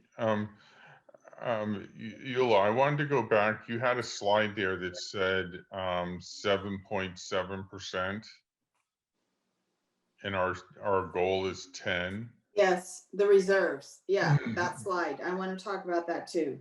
Go okay, ahead. I just want Mr. Montemayor, can you please bring that Yes. slide back up for us on the presentation? It was And towards while- the end. Yeah, while he's pulling the slide, I wanted to answer your question about enterprise funds. I just looked it up and I just want to confirm that there is no structural issue with enterprise funds, with revenues and expenditures, as I originally suggested. So the use of fund balance is caused by the capital improvement programs. Okay, so if you look at operating fund for Fund 18, which is our sewer operating fund. Okay, so it was just, we've been collected the money and now we spent And it. we're just catching up on the capital improvements, yeah. Okay, I have no problem with that. That's fine. All right, yeah. And so the slide that we're looking for, Josh, looks like this one, but it has percentages at the bottom. Yes, there. this Like one. 10% there. That's it. Thank you. Okay, Okay, so, Mike, go ahead. So my question is the city policy says 10%. And if I'm reading this correctly, we're going to be at 7.7, which means we're going to be what, 2.3% under our 10%? Can you No. please explain Yeah. that to me? Absolutely. So what the bottom percentage shows, the 7.7%, that's the percentage of unassigned fund balance of 3 million, like 3 lines above. I don't know if you see you probably don't see my cursor because I'm not running PowerPoint. But if you go up 2 lines from 7.7%, you can see $3 million right here. Unassigned fund balance. 3,047,000. Yeah, the last column proposed 2020, 21, 22, all the way down. Yep, right here, 3 million. Yeah. So this $3 million, that's our unassigned fund balance, and 7.7% is the percentage what this $3 million represent comparing to the operating expenditures. So this amount is on top of your 10% listed above, the first line on the assigned reserves. And that's why in my presentation, I said, if you combine them together, you're actually complying with the GFOA standards. If you look only at unassigned fund balance, it's less than 2 months of operating expenditures. That's what GFOA recommends us to have. So you said this was a point of this was a point at which the council needs to have a discussion. So your discussion is, do we want to put enough money in there in our reserve? And I'm clarifying that we put enough money in our reserves to get to the 2-month threshold? Well, you already have it right here. We are presenting the budget to you that accomplishes that. Okay. So the 10% policy level designation that you have now, and it's line number 1 on the assigned reserves, plus the $3 million that we discussed together. So together they're about $7 million, and you need to have 6.6 bare minimum according to GFOA. So we are presenting to you the structurally balanced budget, which is compliant with the GFOA guidelines. But as a council, you can discuss what is appropriate level of reserves, right? So the GFOA only dictates the bare minimum. So some agencies may choose to do something else. Okay.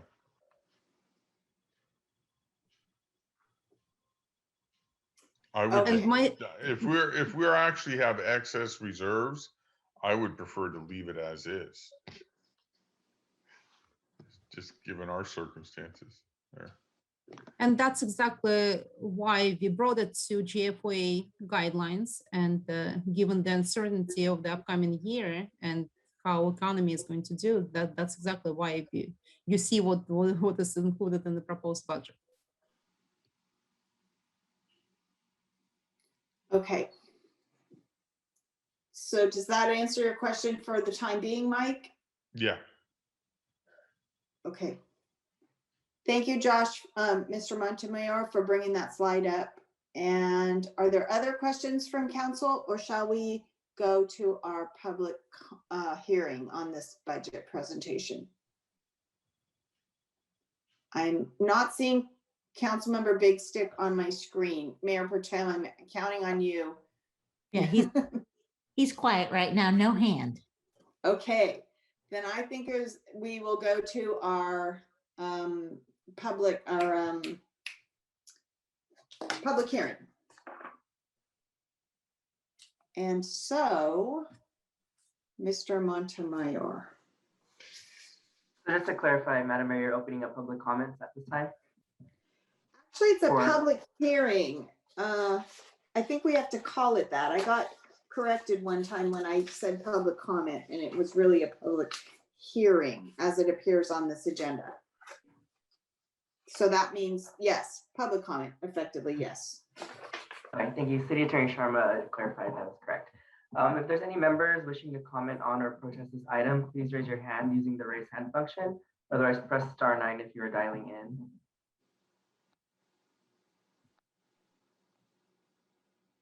I'm not seeing any hands raised at this time, Madam Mayor. Okay, then we will close the public hearing. Bring it back to council. Further discussion or motion?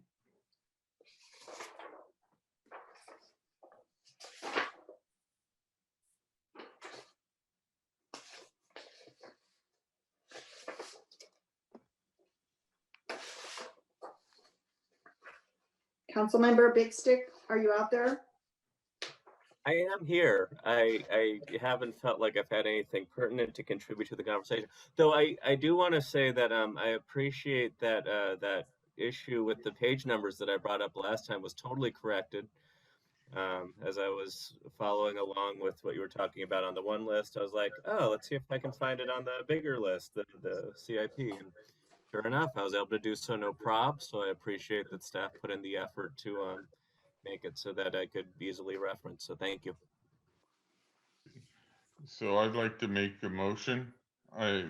One, review and discuss the fiscal year 2021 proposed general fund and other budget and provide additional policy direction on desired. Oh, I recommend we approve this item as stated. Do I have a second? I'll second. Thank you. Okay, I'll do roll call now. Councilmember Big Stick, Yes. Councilmember Vatterloss, Yes. Councilmember O'Neill, Yes. Mayor Pro Tem Beer, Yes. and Mayor Beckmeyer. Yes. The motion to approve item number 11 has passed 5-0. All right. Thank you very much. And we are moving on to our one consideration item tonight, informational item regarding next steps for outdoor commercial activity licenses.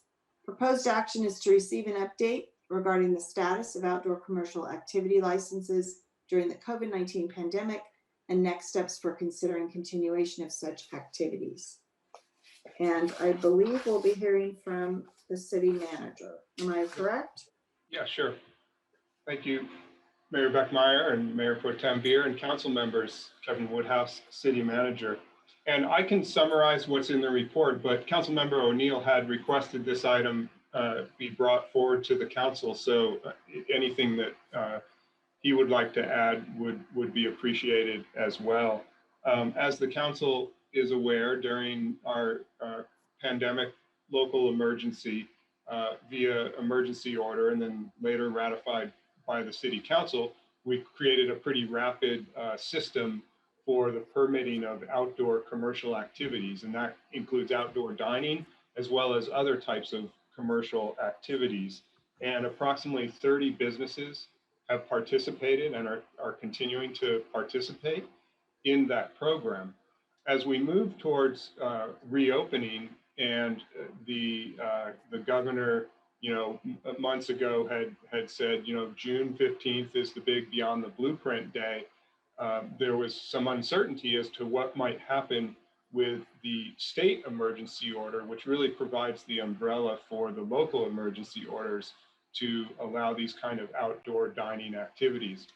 But as we got closer to this report's date, as I mentioned earlier in my comments, the governor had issued a statement saying that he intended to allow these types of outdoor dining activities, via the state emergency to continue through the end of the calendar year. In parallel, the city council, going all the way back to March, identified through goal setting a priority to start a process to determine what the future of outdoor dining activity, licensing, permitting, et cetera, would be for Pacifica.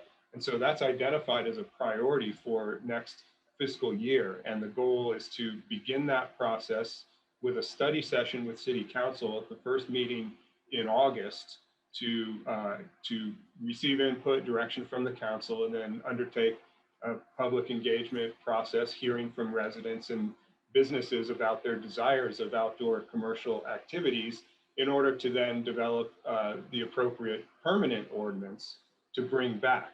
The hope is that all of that timeline works, that can be done reasonably quickly. However, as Councilmember O'Neill has also pointed out, for ordinance approvals that are in the coastal zone, that also requires coastal commission approval, and that timeline would be uncertain. So I've conferred with the city attorney, and it is our goal that we will conduct that process to develop those ordinances, bring them back to the council. But should there be an end date to the state emergency, the city attorney and I will look for all the various types of mechanisms that we can employ to ensure that there's no gap in the continuation of outdoor dining activities that businesses have already invested money in before we make a permanent program decision, because that would be an economic hardship to the businesses, and to stop a program and then start it up months later when the permanent program was approved. We don't know what the sort of overlap and timeline will look like, but this informational item is just to really provide to the public and the council the interest and commitment that we are going to, develop the ordinances that the council wants to see with public input and implement those and ensure that there's no gap in the services that are provided. I think I'll stop there, and Councilmember O'Neill, if you'd like to add any additional information. Thanks.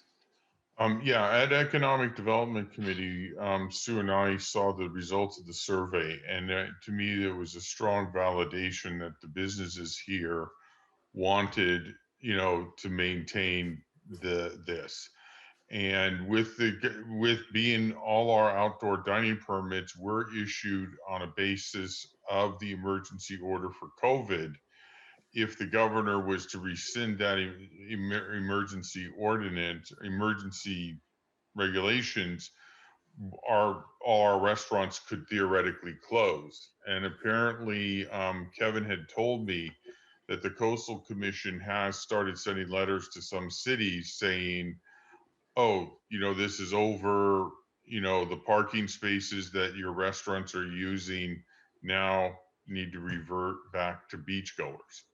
And I don't want to see, the restaurants, especially down Rockaway, Breakers, or the ones in Pacific Manor, that are all on the coastal zone, have to, they've spent money, they've gone through the permitting process, customers have expectations, and I don't want to see a gap. And I just wanted to see if there was a majority of council that agreed this is an urgency that the staff, I would like to see go, because it took the Coastal Commission, even if we submitted an application July 1st, the Coastal Commission sat a year and a half on our ADU ordinance. And I just want to be sure that staff is aware that there's an urgency from council on this happening. So we'll see if a majority of council agrees with me. That's it. So, Mayor Pro Tem? Is it okay for us to deliberate right now, or should we ask questions, or? Because I can deliberate, so that's what I'm doing. Maybe we should have public comment before we get into deliberation. Unless there's any clarifying questions for the city manager? No? All right, Mr. Montemayor? Okay, if there are any members wishing to make a comment or protest on this item, please raise your hand now using the raise hand function, or press *9 if you're dialing in.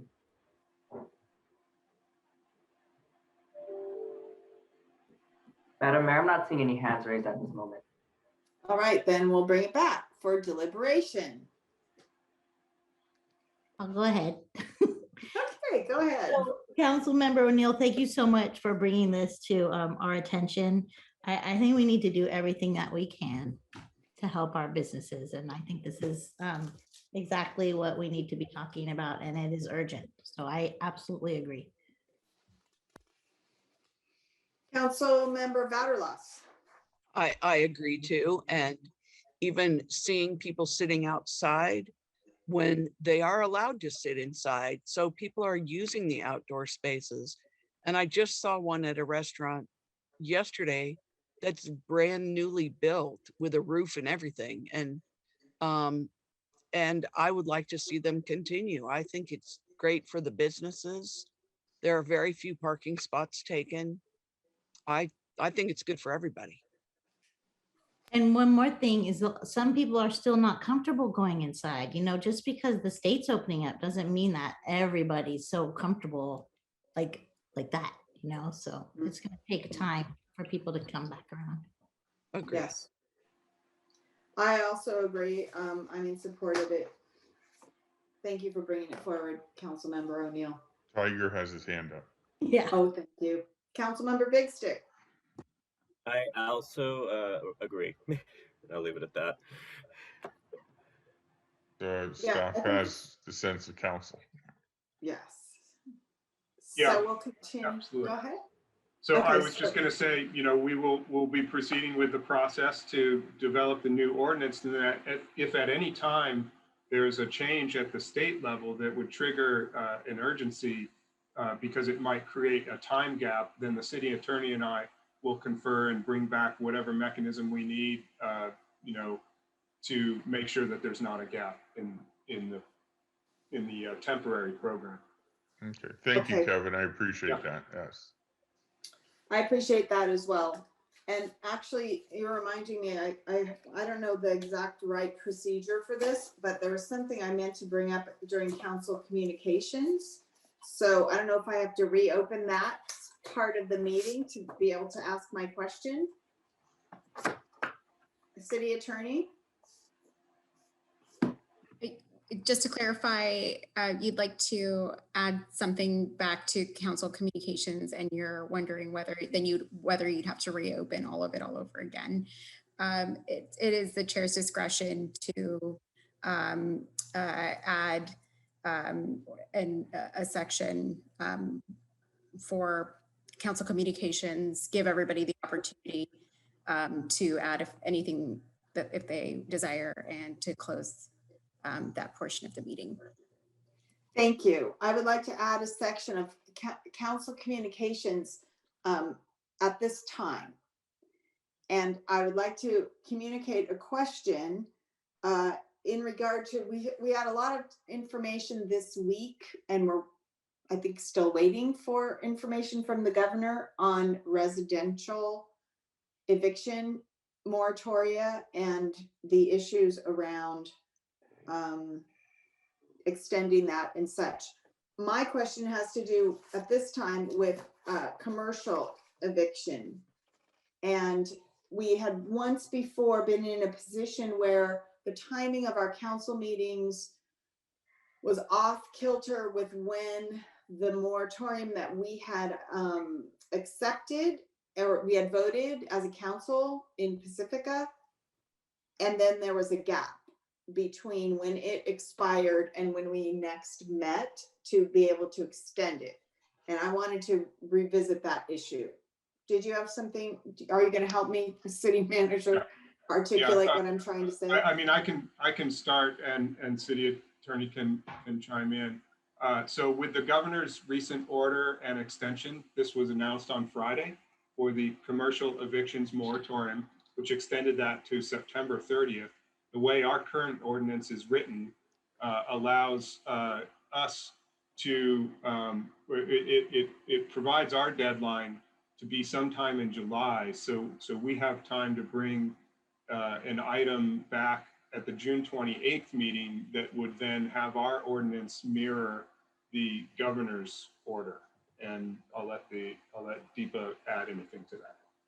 Sure, that is correct. On Friday, there was an executive action that authorizes cities to extend any local commercial eviction moratoria through September 30th. You know, in a previous time where there may have been a discrepancy, there may not have been a practical impact to that because courts were closed and evictions were not being processed. So that would be the difference between then and now the courts are open. So, and yes, I am confirming that there's time to bring a commercial eviction extension. Okay. Just a question for the city attorney. Would it be possible for us to pass our ordinance and have like governor's expiration plus 30 days or something, just so we're all aware of it? Or do we have to just, or could we just write our ordinance so that we expire the same day the governor expires it or ends it? Yeah, so state law is pretty clear about commercial eviction, commercial regulations of this type. And so the governor's action allows really that authorization is necessary. And so it has to be keyed to when the governor's order expires. So we couldn't go in excess of that.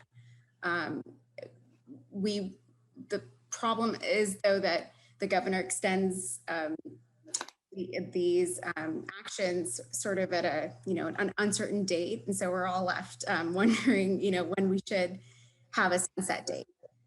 So we, you know, in the past, what we've done is say that